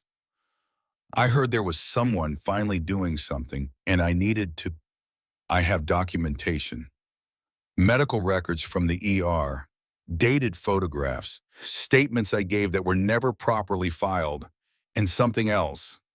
What else? Emails, she said, between Dennis and Jim Pruitt from 2 years ago, right around the time Claire filed her second report. Jim telling Dennis exactly what to say, coaching him on the exact language to use when they interviewed Claire. A pause. I got them from Jim's account. Don't ask me how. Ray was very still. Angela, he said, I need you to do one thing right now. What? Call this number. He recited Tomas's number from memory. Tell him everything you just told me in exactly this much detail. His name is Tomas. He'll know what to do with what you have. You believe me, she said, not a question. The particular, slightly stunned quality of someone who has been disbelieved for so long, that belief itself has become surprising. Yes, Ray said, I believe you. He heard her exhale. Okay, she said.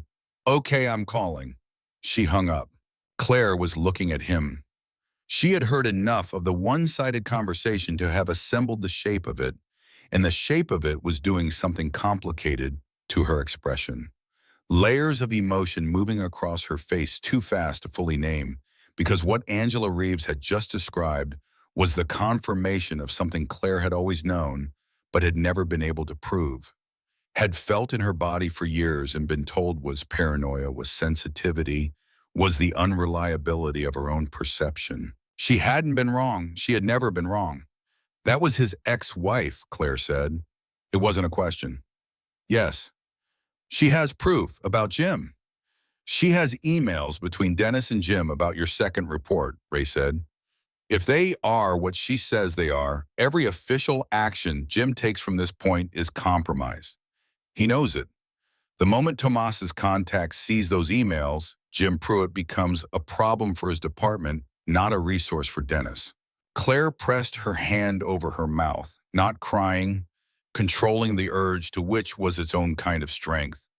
3 years, she said through her hand. She's been carrying that for 3 years.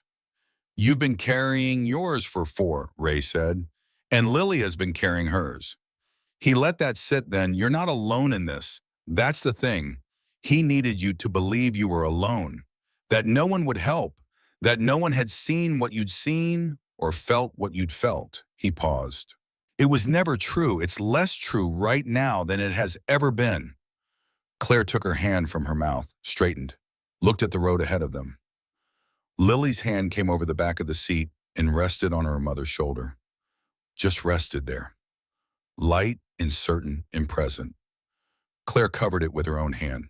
And the truck kept moving down Route 41 toward Beaumont, toward Marcus and his cooking and Sandra's paperwork and the specific and imperfect and absolutely real possibility of something different. While behind them, Big Dave's bike finally came into view in the mirror, catching up. The sound of it reaching them a second later through the windows, like a confirmation, like a closing of a circle, like the sound of people who said they'd be there and were. Marcus Mitchell was not a large man. That was the first thing Claire noticed when they pulled up and he came out to meet them. Ray's brother was half a head shorter, slight through the shoulders, with reading glasses pushed up on his forehead and flour on his hands from whatever he'd been doing in the kitchen. And when he saw the truck, he came down the porch steps the way people come toward things they've been expecting and have been genuinely worried about. Not rushing, moving with purpose. He looked at Ray first. Something passed between them. Brother's language. The shorthand of people who have known each other's faces since childhood. And then Marcus looked at Claire and then at Lily. And the expression he settled into was not pity, and was not professional warmth, and was not the managed gentleness of someone performing compassion. It was simply the face of a man who has been in this work long enough that what he feels when a mother and daughter arrive at his door is personal, always personal. "You made good time," he said to Ray. "Decent roads," Ray said. Marcus nodded. Then he looked at Lily and crouched down, not all the way to her level, but enough, and said, "My name's Marcus. You must be the one who started all this." Lily looked at him. "I hired Ray," she said. "I heard." Marcus almost smiled. "Good hire." Lily considered him for a moment with those dark, assessing eyes, and whatever she found in his face apparently satisfied the assessment because she gave him one of her single, decisive nods, and that was the end of the formal introduction. Inside, the house smelled exactly the way Ray had said it would. Claire walked through the front door and the smell hit her. Something with onions and garlic. Something simmering low and slow. Something that had been on the stove for hours specifically because people were coming and people arriving somewhere need to feel immediately that the place was expecting them, that a space was held. She stopped just inside the door. "You okay?" Ray said behind her. "It smells like—" She stopped, put her hand on the door frame. "My grandmother used to cook like that, low and slow, Sunday afternoons." She pulled herself forward. "Sorry, I'm fine." She wasn't fine exactly, but she was something that fine might eventually grow out of, and that was enough for right now. Sandra Reyes was in the kitchen, and she was exactly what her name had suggested in the abstract, and nothing like what any abstraction could have prepared you for in person. She was in her 50s, compact, with the straight-back posture of someone who has spent decades in rooms where she needed to project authority to be heard, and the eyes of someone who has heard every version of every story and has not become numb to any of them. She was on her phone when they came in, and she held up one finger, not dismissively, with authority, finished her sentence, said, "I'll call you back," and put the phone in her pocket. "Claire," she said, not a question. She crossed the kitchen and shook Claire's hand with both of hers. A full grip, not the limp condolence handshake of someone who doesn't know what to do with another person's crisis. "I've already started looking at your case. Thomas sent me the outline on the drive down. We're going to talk tonight, not a long talk, just enough so I know everything I need for the morning filing. But first, have you eaten anything today?" Claire opened her mouth and closed it. "That's what I thought," Sandra said. She looked at Lily. "You either, I'm guessing." "I had half a granola bar at like 11, Lily said. "Half a granola bar," Sandra repeated with the tone of someone making a note in a mental file labeled, "Things that are going to change." "Sit down, both of you." It was not a suggestion. It was the gentle and absolute authority of a woman who has decided that the people in front of her are going to be taken care of and is simply executing that decision. Claire sat down. Lily sat down beside her. And something in the act of being told to sit in the uncomplicated directness of it, in the absence of any manipulation or agenda behind the instruction, made Claire's eyes go bright again, with that particular brightness she kept having to control. Ray stood in the doorway between the kitchen and the hall. He watched Marcus move around the stove with the practiced efficiency of long habit. Watched Sandra setting bowls without asking where they were. Watched Claire's shoulders drop by approximately 1 inch from where they had been since the diner parking lot. His phone buzzed. Tomas. He stepped into the hall. "Angela's documents are real," Tomas said without preamble. "I had my contact look at the emails within 20 minutes of her calling me. They're authentic. Dennis and Jim coordinated on both reports. Jim told Dennis word for word how to characterize Claire's behavior to make her sound unstable. There are 7 emails over a 6-week period." A pause. "My contact is escalating tonight, not tomorrow, tonight. Jim Pruitt is going to get a call before he goes to sleep." Ray leaned against the wall. "And Dennis?" "Dennis went to the house. Our guy documented everything before he got there, photos and video. Dennis broke 3 things. We have it on record. There's also something else." Tomas's voice shifted slightly into the register he used when something had surprised even him. "Our guy found something in the house when he was documenting. In the garage. Tools Ray. the kind you use on brake lines, and in the storage cabinet, a folder. Medical bills in Claire's name from 2 years ago, injuries she was treated for. Dennis kept them. He kept a file. The hallway was very quiet. He kept a file on what he did to her, Ray said. Journals too, Thomas said. Handwritten, dates, what he did, where he hit her, how she reacted, written like he was conducting research. Ray closed his eyes for exactly 2 seconds. The medical bills create a paper trail he apparently thought he controlled, Tomas continued. Maybe he kept them to have leverage over her. Maybe he's just the kind of man who keeps trophies. Either way, Sandra's going to want them. Thomas paused. Angela's hospital records from 4 years ago mirror Claire's almost exactly. Pattern of injury, pattern of explanation. Sandra can use both in the filing. This isn't just a local protective order anymore, Ray. With those emails and the documented pattern across 2 victims, this goes significantly higher than family court. Ray's hand tightened on the phone. Angela, he said, she's safe. She's in Corpus Christi, different county. She's been out for 3 years, but she's been scared. Tomas's voice was even. She said when I told her the emails were being taken seriously, she started crying and couldn't stop for about 10 minutes. She said she'd been waiting for someone to believe her. Make sure she has Sandra's number. Already done. Ray hung up and stood in the hallway for a moment. He could hear Marcus and Sandra and Claire and Lily in the kitchen. The sounds of food being served, of a spoon against a bowl, of Lily asking Marcus what was in the stew, and Marcus telling her with genuine enthusiasm, as if the question were the best one he'd been asked all week. Of Claire's voice low, responding to something Sandra said, starting to give information in the careful and slightly halting way someone gives information when they have been trained by experience to be cautious about who they give it to and are consciously overriding that training. He walked back into the kitchen. Marcus looked at him over Claire's head. The brother look, the what's the news look. Ray gave him a small nod, the kind that meant more than we expected, the kind that meant it's going to be okay in ways we can actually defend now. Marcus turned back to the stove. Sandra had a legal pad out, and she and Claire were talking, the conversation building its own momentum, and Ray noticed that Sandra had a specific way of asking questions that didn't feel like interrogation. She asked things in a way that made the answer feel like the logical next step in a conversation rather than information being extracted. Claire was talking more freely with every exchange. The guardedness was still there, would be for a long time, but the voice behind it was getting steadier.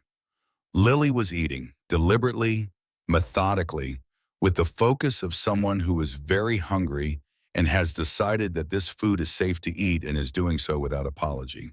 She had her spoon in one hand and her other hand flat on the table beside the bowl, and when Marcus set a piece of cornbread next to her without asking, she looked at it for a moment, then at Marcus, then picked it up and ate it. It was such a small and ordinary thing. Cornbread, a child eating cornbread at a kitchen table. Ray had to look away.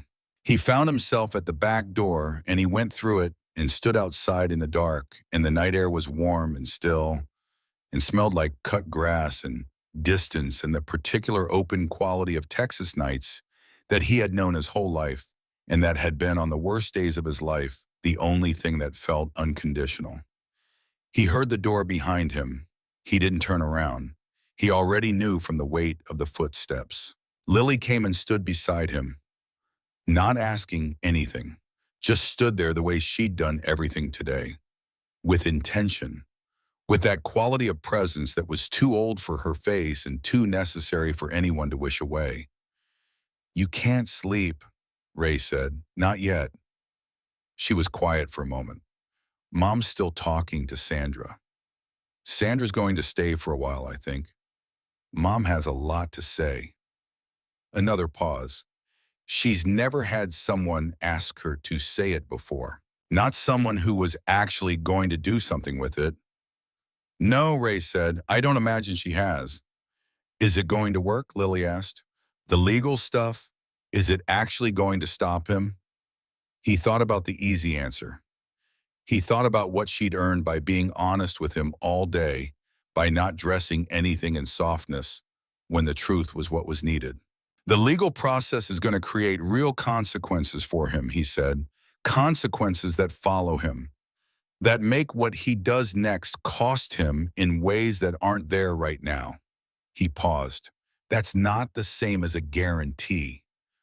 I want to be honest with you. She nodded slowly. But it's different from before.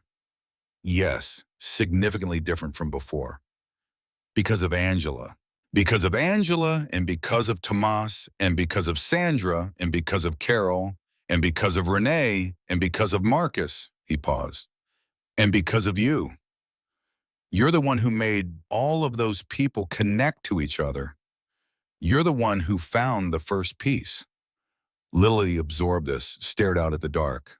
I keep thinking about what would have happened, she said, if I hadn't come out, if I'd stood behind the diner for 16 minutes instead of 15, and you'd all gone inside and I'd missed you.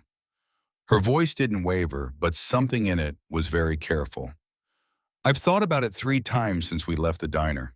She paused, and I'm trying to stop thinking about it because it didn't happen that way. What happened? He said. Happened. 15 minutes is, she said more to herself than to him. I almost didn't. But you did, Ray said. That's the only part that counts. She was quiet for a while. The night moved around them easy and without urgency.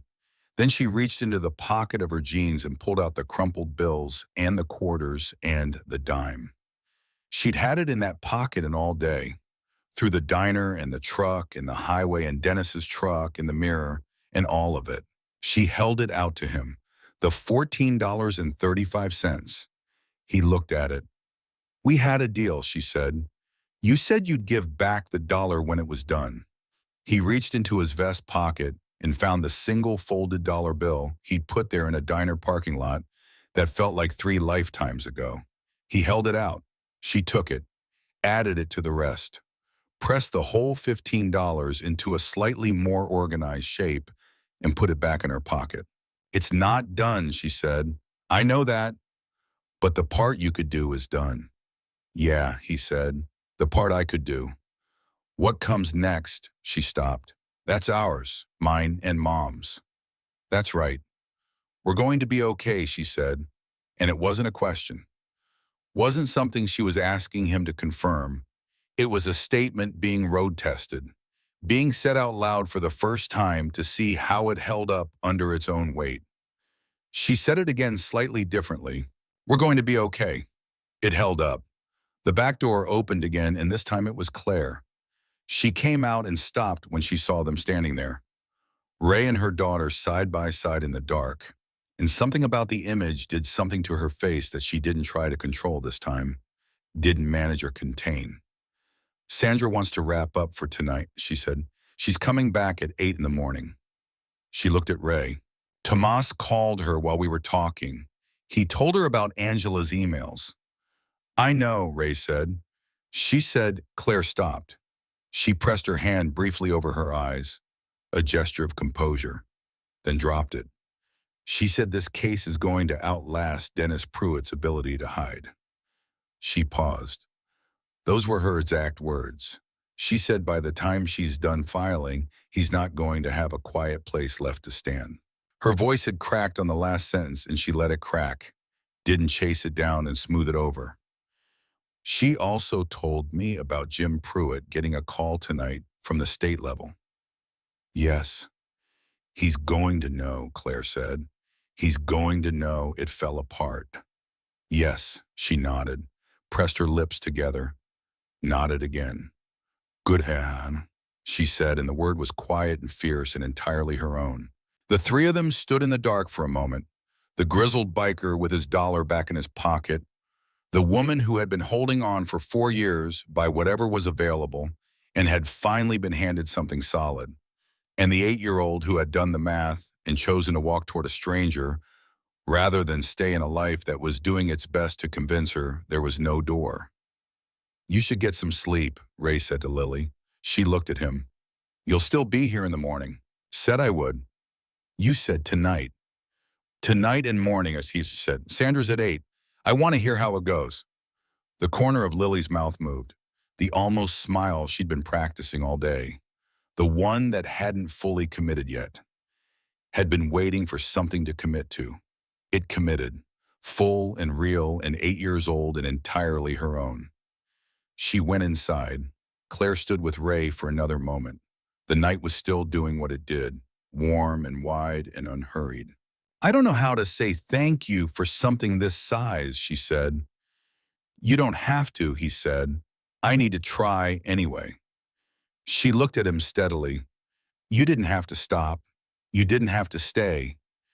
You didn't have to call Tomas or drive us to Beaumont or stand in a parking lot in front of Dennis or any of it. She paused. You came in for coffee. Her voice was even, and behind the evenness was the full weight of everything she was choosing not to dramatize because the weight spoke for itself. What you did today, I'm going to spend a long time understanding the size of it. I don't think I can see all of it yet. You did the hard part, Ray said. You walked out that diner door. Lily made me. Lily showed you the door, he said. You walked through it. Claire was quiet for a moment. Then she said, she's going to be something when she grows up. She already is, Ray said, and he meant it without qualification or softness. Claire went inside. Ray stayed out a few minutes longer. He thought about the road, Route 41 and the miles behind him and the miles ahead. The particular and reliable emptiness of highway in the early morning when everything is possible, because nothing has been decided yet. He thought about the single dollar in his vest pocket that wasn't there anymore, because a child had taken it back as evidence of a completed transaction.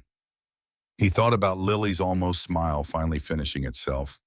He thought about Dennis Pruitt getting a call in the night from someone above Jim Pruitt's pay grade, and the specific and clarifying terror of a man who has operated in comfortable darkness, discovering that the lights have been on longer than he knew.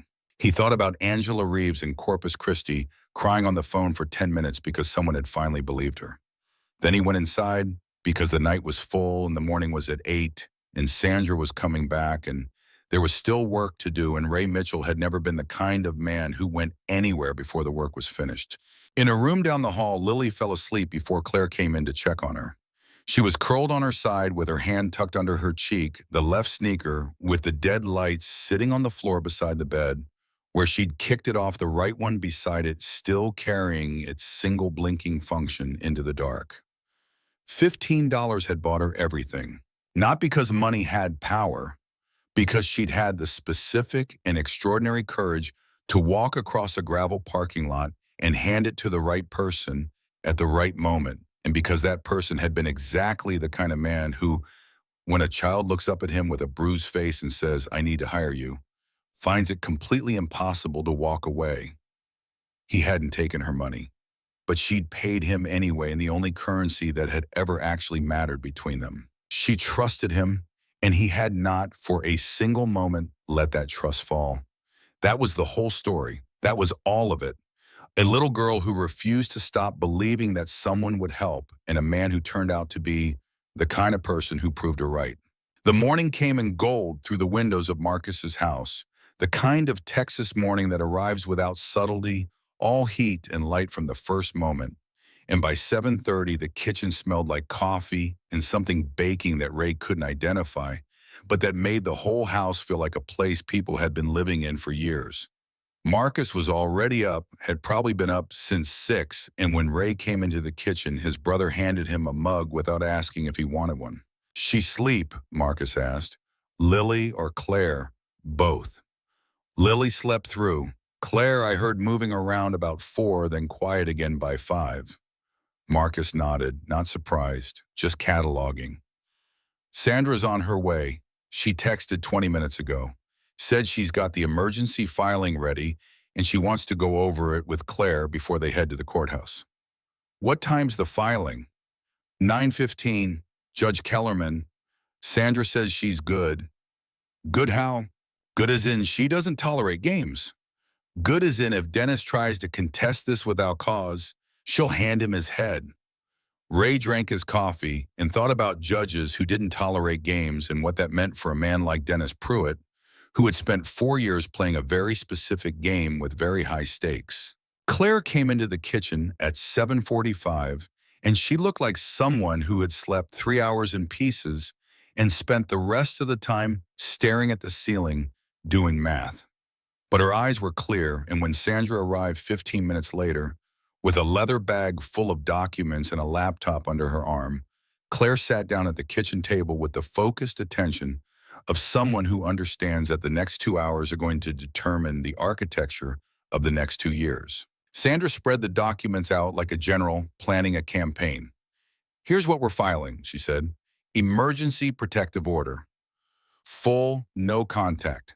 Dennis is prohibited from being within 500 feet of you or Lily, from contacting you by any means, from contacting anyone on your behalf, from going anywhere he knows you frequent." She slid a document across the table. "Violation of any part of this is immediate grounds for arrest. No warnings, no second chances." Claire's hand moved to the paper but didn't touch it. Like touching it would make it real, and she wasn't sure yet if she was allowed to believe it was real. "How long does it last?" 2 years initially, renewable, but that's just the protective order. We're also filing for divorce with an emergency custody order, full legal and physical custody to you. Dennis gets supervised visitation only, and only if a family court judge determines it's in Lily's best interest, which, given the medical documentation and Angela's testimony and the emails. Sandra stopped herself.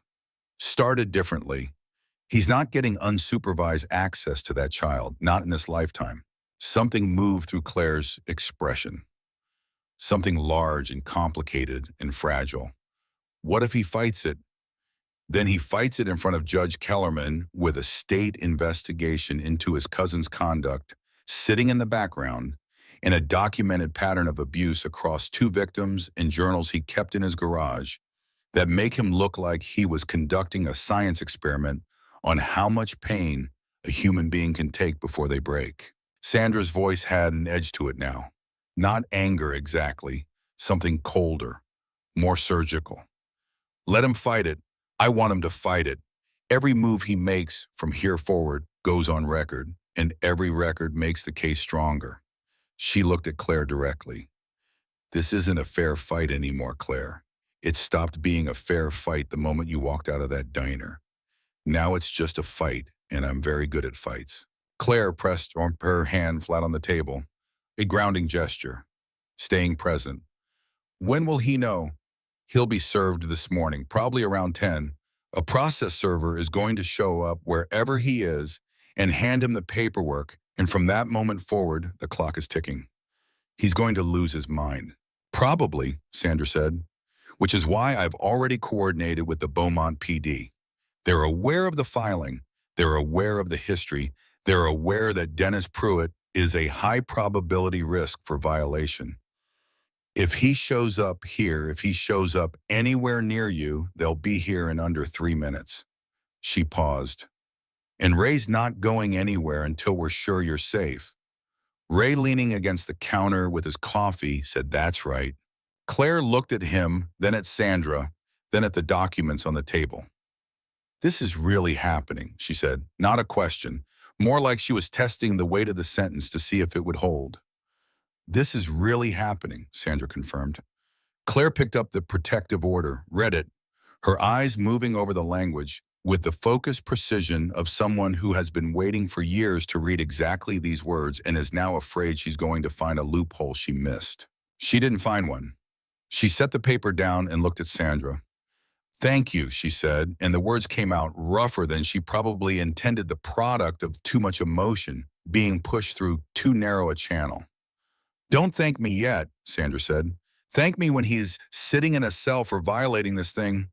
Thank me when you're in your own apartment with your daughter and you haven't looked over your shoulder in 6 months." She started gathering the documents back into organized piles. "Right now we just file. Then we see what he does. Then we respond. Lily appeared in the doorway, hair messed from sleep, still wearing the clothes from yesterday, one sock on, one sock off. Mom, Claire turned. Hey, baby, are you leaving? Just for a couple hours. Sandra and I have to go to the courthouse. Ray's staying here with you. Lily looked at Ray. Ray nodded. Okay, Lily said. She came into the kitchen, climbed onto the chair next to her mother, looked at the documents on the table with the same assessing expression she brought to everything. Is that the thing that makes him stay away? Yes, Sandra said. Lily studied it for a moment. Then she looked at Sandra. What happens if he doesn't stay away? Then he goes to jail, Sandra said. Simply, directly. The way you talk to a child who has earned the truth. Lily nodded once, filed it. Good, she said. They left at 8:30, Claire in the passenger seat of Sandra's car, the documents in a folder on her lap, her hands resting on top of it like she was keeping it from floating away. Ray watched them pull out of the driveway and then went back inside where Lily was sitting at the kitchen table with a piece of toast Marcus had made her and a glass of orange juice she was drinking very slowly. You want to go outside? Ray asked. There's a garden out back. Marcus says one of the residents planted it last spring. Lily looked at him. Will you come with me? Yeah. They went out the back door together. The garden was small but well-tended, rows of vegetables starting to come up, tomato plants staked, and tied a border of marigolds that someone had planted to keep the bugs away. Lily walked between the rows carefully, not touching anything, just looking. My mom used to have a garden, she said. Before Dennis, she grew tomatoes and peppers and these little squash things that were yellow. What happened to it? He said it took too much time, that she should be doing other things, so she stopped. She crouched down next to one of the tomato plants and looked at it closely. I think she'd like to have a garden again, she said, when we have our own place. I think she would too, Ray said. They stayed out there for almost an hour, Lily asking questions about the plants, Ray answering what he knew and making up what he didn't in the way you do with kids, when the truth matters less than the conversation. When they came back inside, Marcus had cleaned the kitchen and was sitting at the table with his own coffee, reading something on his phone. They should be done soon, he said without looking up. Court filings don't usually take this long, but Sandra's thorough. She strikes me as someone who's thorough about everything, Ray said. She is. It's why she's so good at what she does. Marcus looked up at Lily. You hungry for lunch? I was thinking about making grilled cheese. Lily considered this. What kind of cheese? Cheddar. Okay. She said it with the same seriousness. She said everything like the choice of cheese was a contract she was entering into. And Marcus smiled in a way that suggested he understood exactly what kind of child he was dealing with. They were halfway through lunch when Sandra's car pulled back into the driveway. Claire came in first. Her face was different. Not lighter exactly, but less weighted. Like she'd been carrying something for so long that she'd forgotten what it felt like to set it down, and the absence of it was still registering as a physical sensation. It's filed, she said. Judge Kellerman signed it. The protective order is active immediately. Sandra came in behind her, already on her phone, already moving to the next thing. Process server just texted. Dennis is at home. He'll have the papers in about 20 minutes. She looked at Ray. Beaumont PD is looped in. I gave them this address.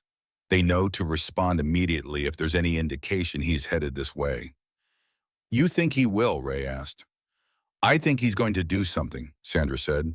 The question is what and how stupid. Claire sat down at the table next to Lily, put her hand on her daughter's shoulder. Lily put her hand on top of her mother's. They sat like that for a while, not talking, just being present to each other in the way that people are when they've just crossed a threshold they weren't sure they'd make it across. Ray's phone buzzed. Tomas. Jim Pruitt just got the call. State investigator. They're opening a formal inquiry into his handling of domestic violence reports. He's suspended pending the outcome. Ray texted back, how's he taking it, Tomas? Not well. Word is he's making calls, trying to line up support, finding out how many people are willing to go on record defending a deputy who coached his cousin on how to gaslight an abuse victim. Ray and Toma. Not many. Ray put his phone away and looked at Claire. Jim Pruitt just found out he's being investigated. He's suspended. Claire closed her eyes, opened them. Good. Lily was very quiet, processing all of it in that careful, methodical way she had. Then she said, "So Dennis doesn't have Jim to help him anymore." "No," Ray said, "he doesn't." "What does he have?" It was a tactical question, the kind a general asks before a battle. Ray looked at this 8-year-old who had walked into a parking lot with $15 and decided that today was the day things changed, and he answered her the way she'd earned being answered. "He's got anger," Ray said, "and he's got whatever he thinks he's entitled to. And he's got the fact that for 4 years he's operated on the assumption that nobody would stop him.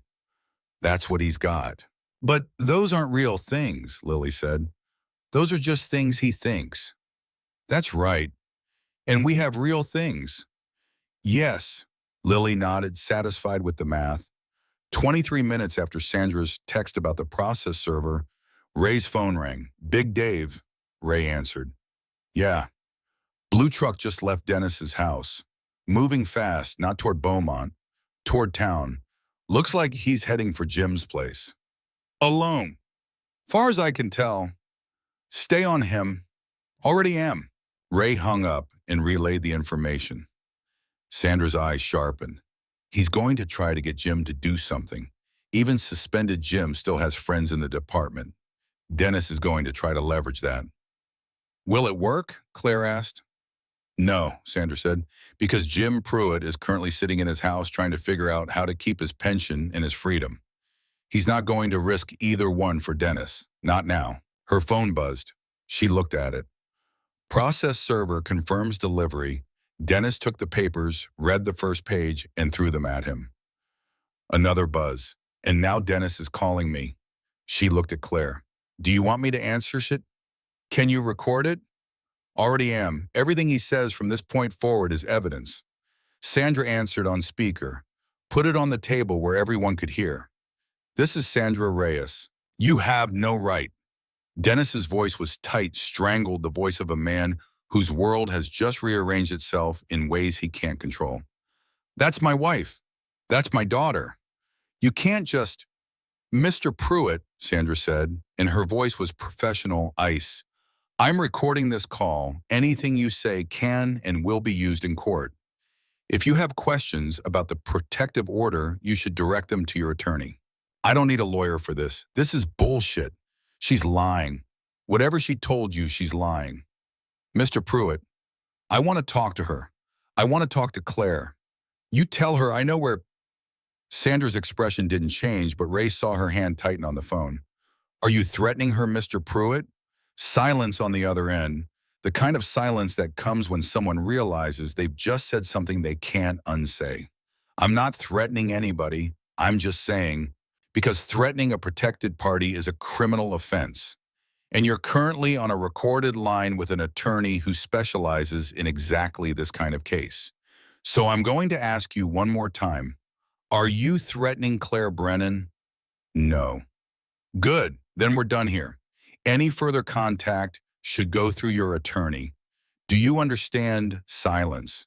Mr. Pruitt, do you understand yes?" Sandra hung up, looked at Claire.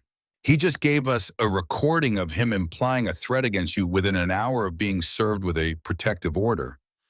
If he violates, if he so much as drives past this house, he's not just getting arrested, he's getting charged with everything I can stack."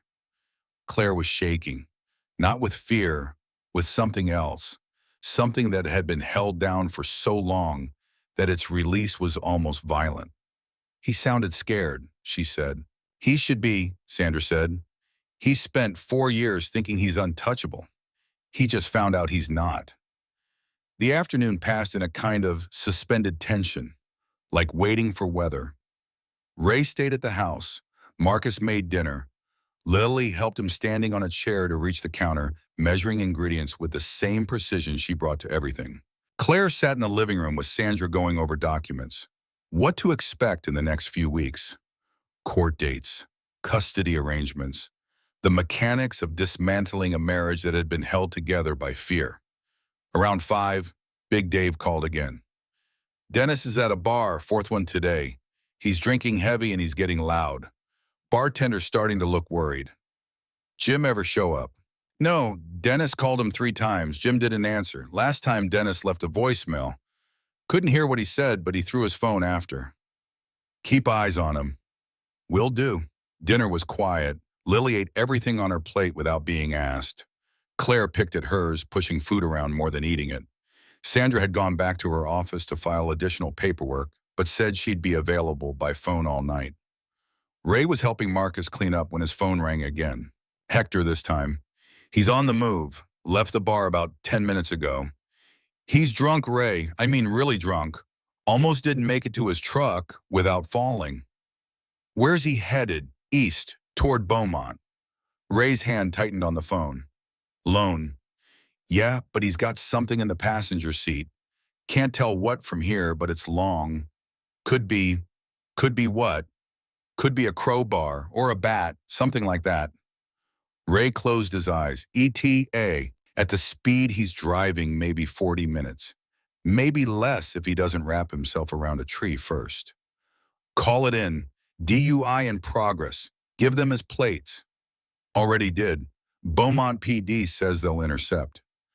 Tell them he's in violation of a protective order served this morning.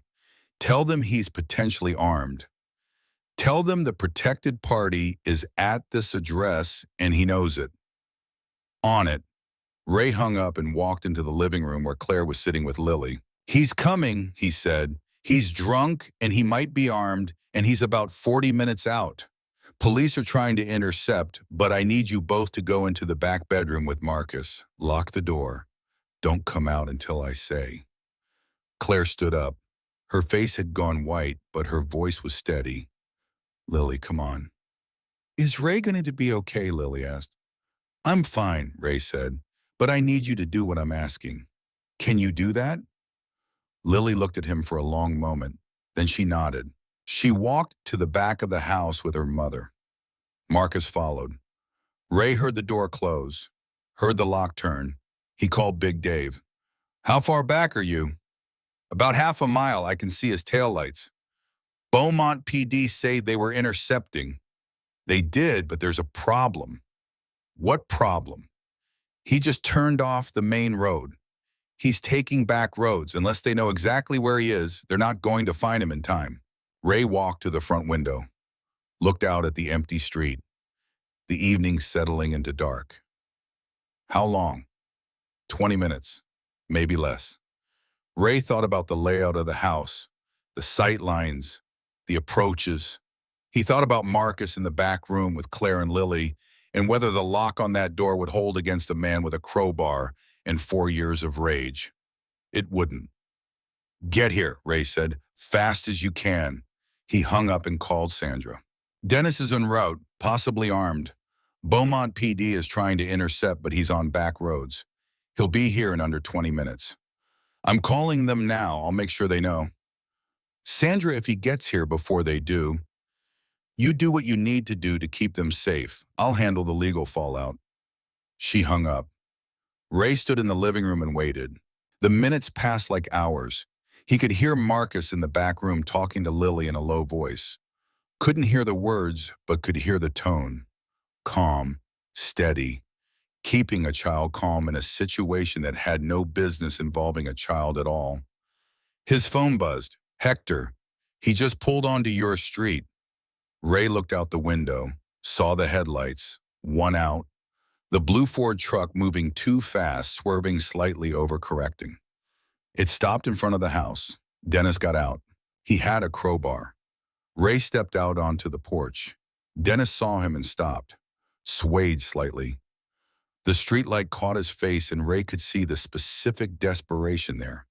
The look of a man who has lost everything and has decided that if he can't have it, nobody can. Get out of my way, Dennis said. His words were slurred, but his intent was clear. Can't do that, Ray said. That's my family in there. Not anymore.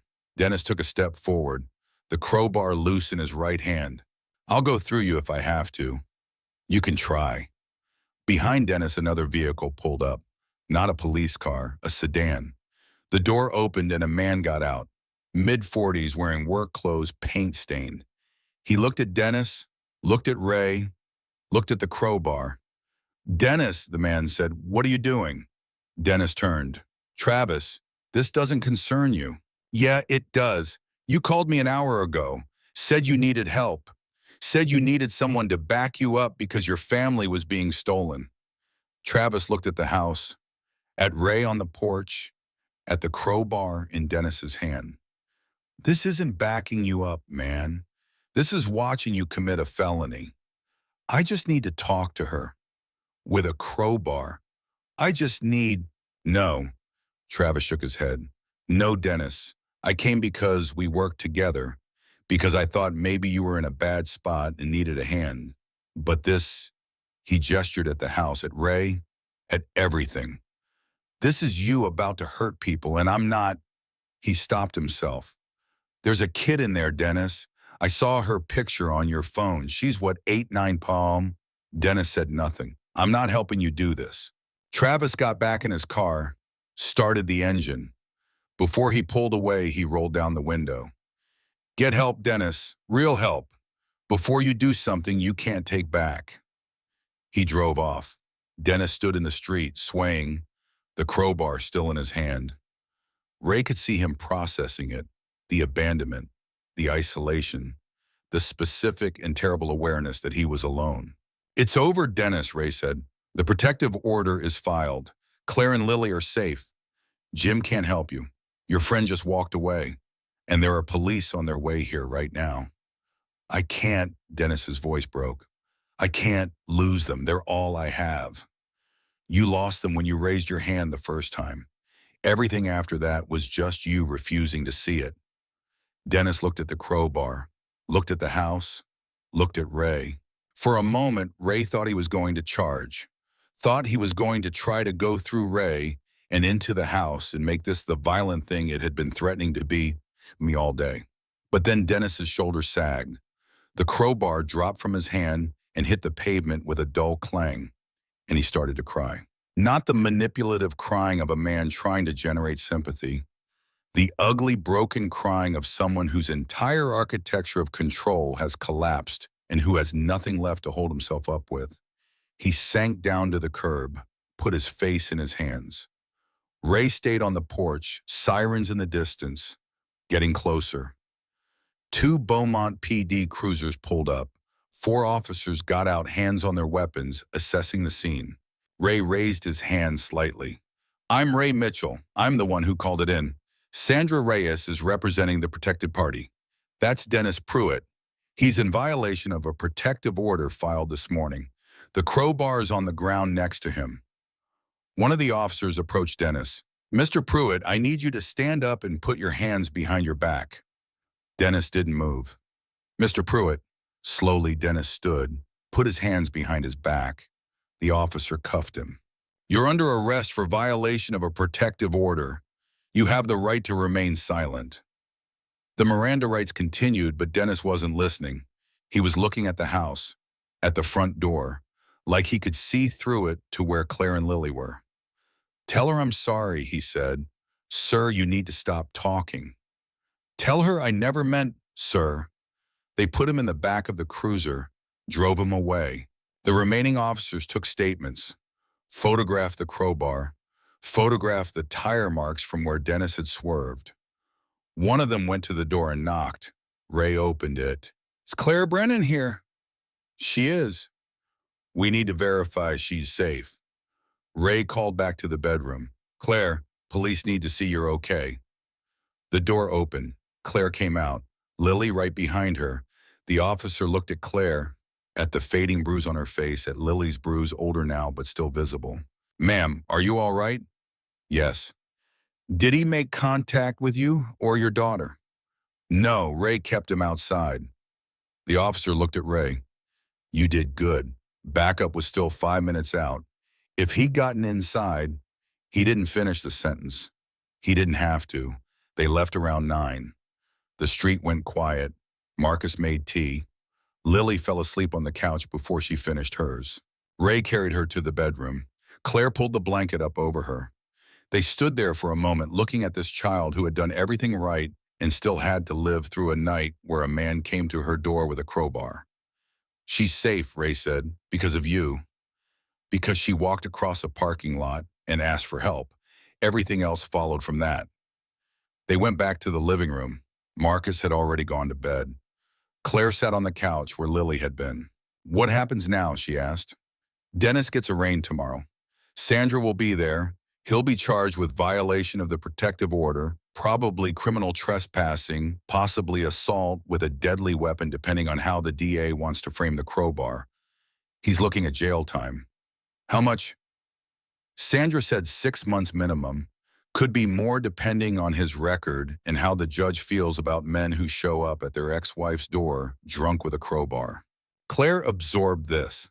"And after after you and Lily start building something new, Sandra helps you with the divorce, the custody arrangement, finding a place of your own. You start over. Just like that. Not just like that. It'll be hard, but you won't be doing it alone." Claire looked at him. "You're leaving soon." "Tomorrow. Sandra's got things under control. Beaumont PD knows the situation. You've got Marcus and the people here. I'm not needed anymore." "That's not true. The part I could do is done."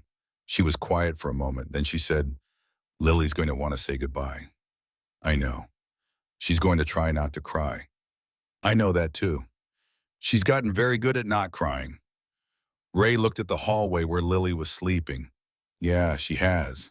3 days later, Dennis Pruitt stood in front of Judge Kellerman and pleaded no contest to violation of a protective order in criminal trespassing.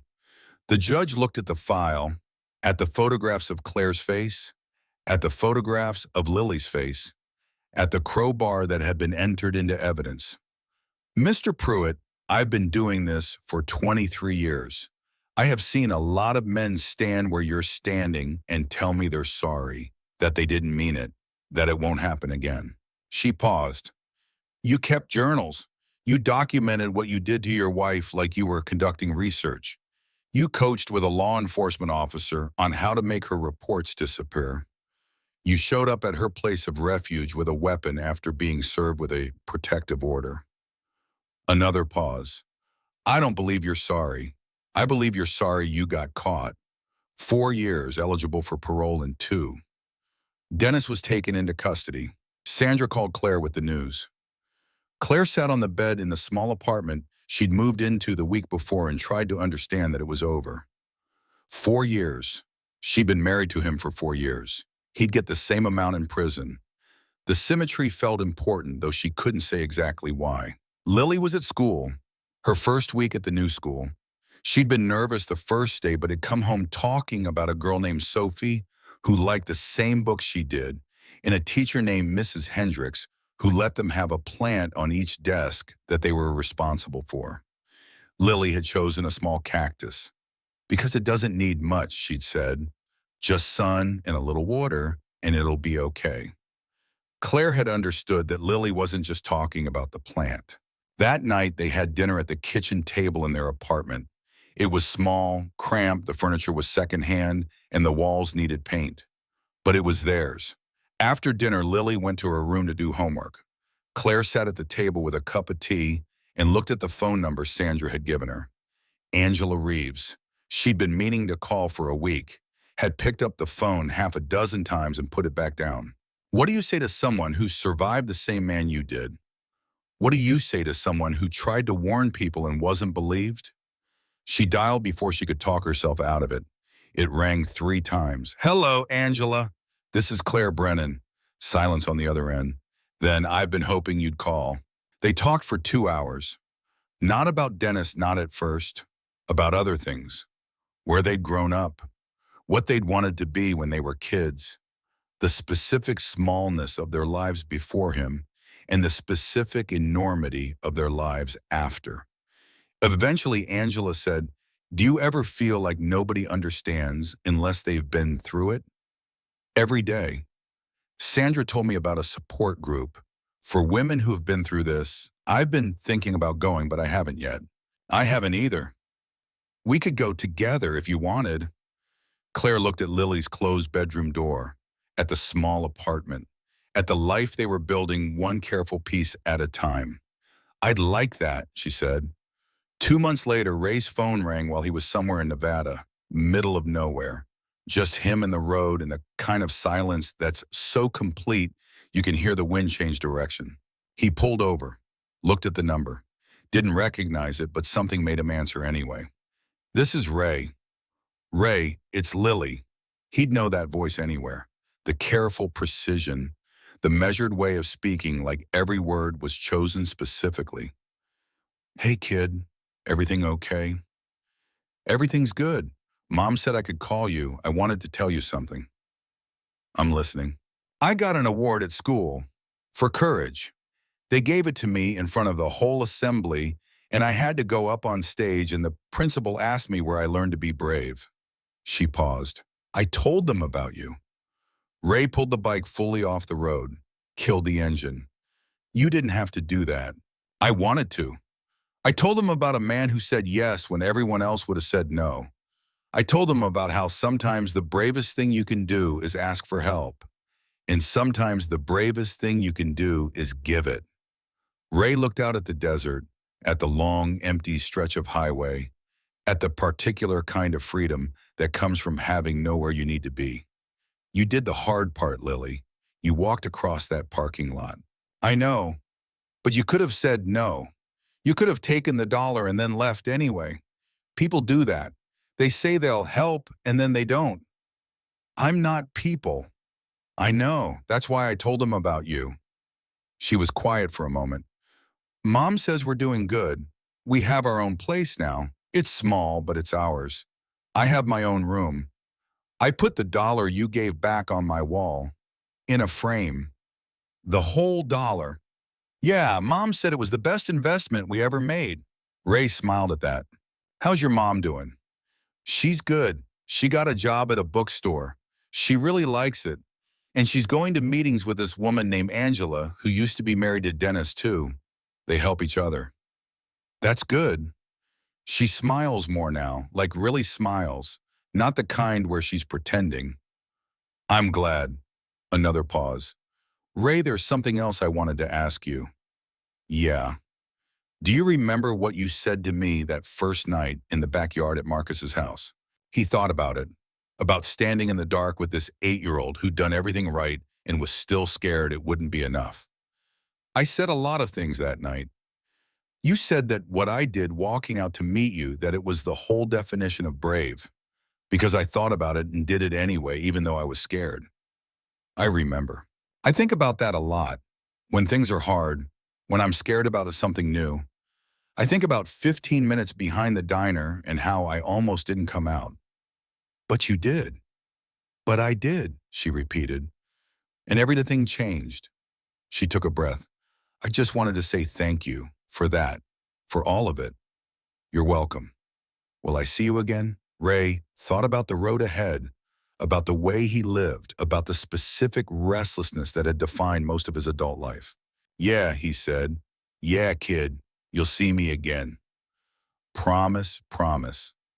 After they hung up, Ray sat there for a while, looking at the phone, at the empty road, at the sky going purple with sunset. He thought about a little girl with $15 and a bruised face who'd made a decision that changed everything. He thought about the specific mathematics of courage, how it wasn't the absence of fear, but the presence of something stronger than fear. He thought about Carol with her phone full of dated photographs, and Sandra with her legal pad, and Angela with her emails, and Thomas with his contacts, and all the people who'd been waiting for someone to ask for help in a way they could answer. He started the bike, let the engine rumble to life beneath him, pulled back onto the highway heading west, because there was always more road, always another town, always another person who might need someone to say yes when everyone else said no. He'd done the math a long time ago. The world was full of people who looked away. It only took one person who didn't to change everything. Sometimes that person came into your life on a motorcycle. Sometimes that person was 8 years old with $15 and the kind of courage that made grown men question what they thought they knew about bravery. Either way, the work was the same. Show up, say yes, don't leave until the job is done. Simple as that. Complicated as that. He rode west into the sunset, thinking about $1 in a frame on a wall in a small apartment in Beaumont, Texas, and the particular quiet satisfaction of knowing that $15 had bought something that would last a lot longer than either of them. It had bought a chance, and sometimes a chance is all anyone needs. The road stretched ahead of him, empty and wide and full of possibility, and Ray Mitchell did what he'd always done. He kept moving forward. Because forward was the only direction that mattered. Forward was where the work was. Forward was where the next person would be, standing behind a diner or on a street corner or in a parking lot somewhere, looking for someone who'd say yes when everyone else said no. And when that person appeared, and they would appear, they always did, Ray Mitchell would do what he always did. He'd stop, he'd listen, he'd say yes, and the world would change $15 at a time.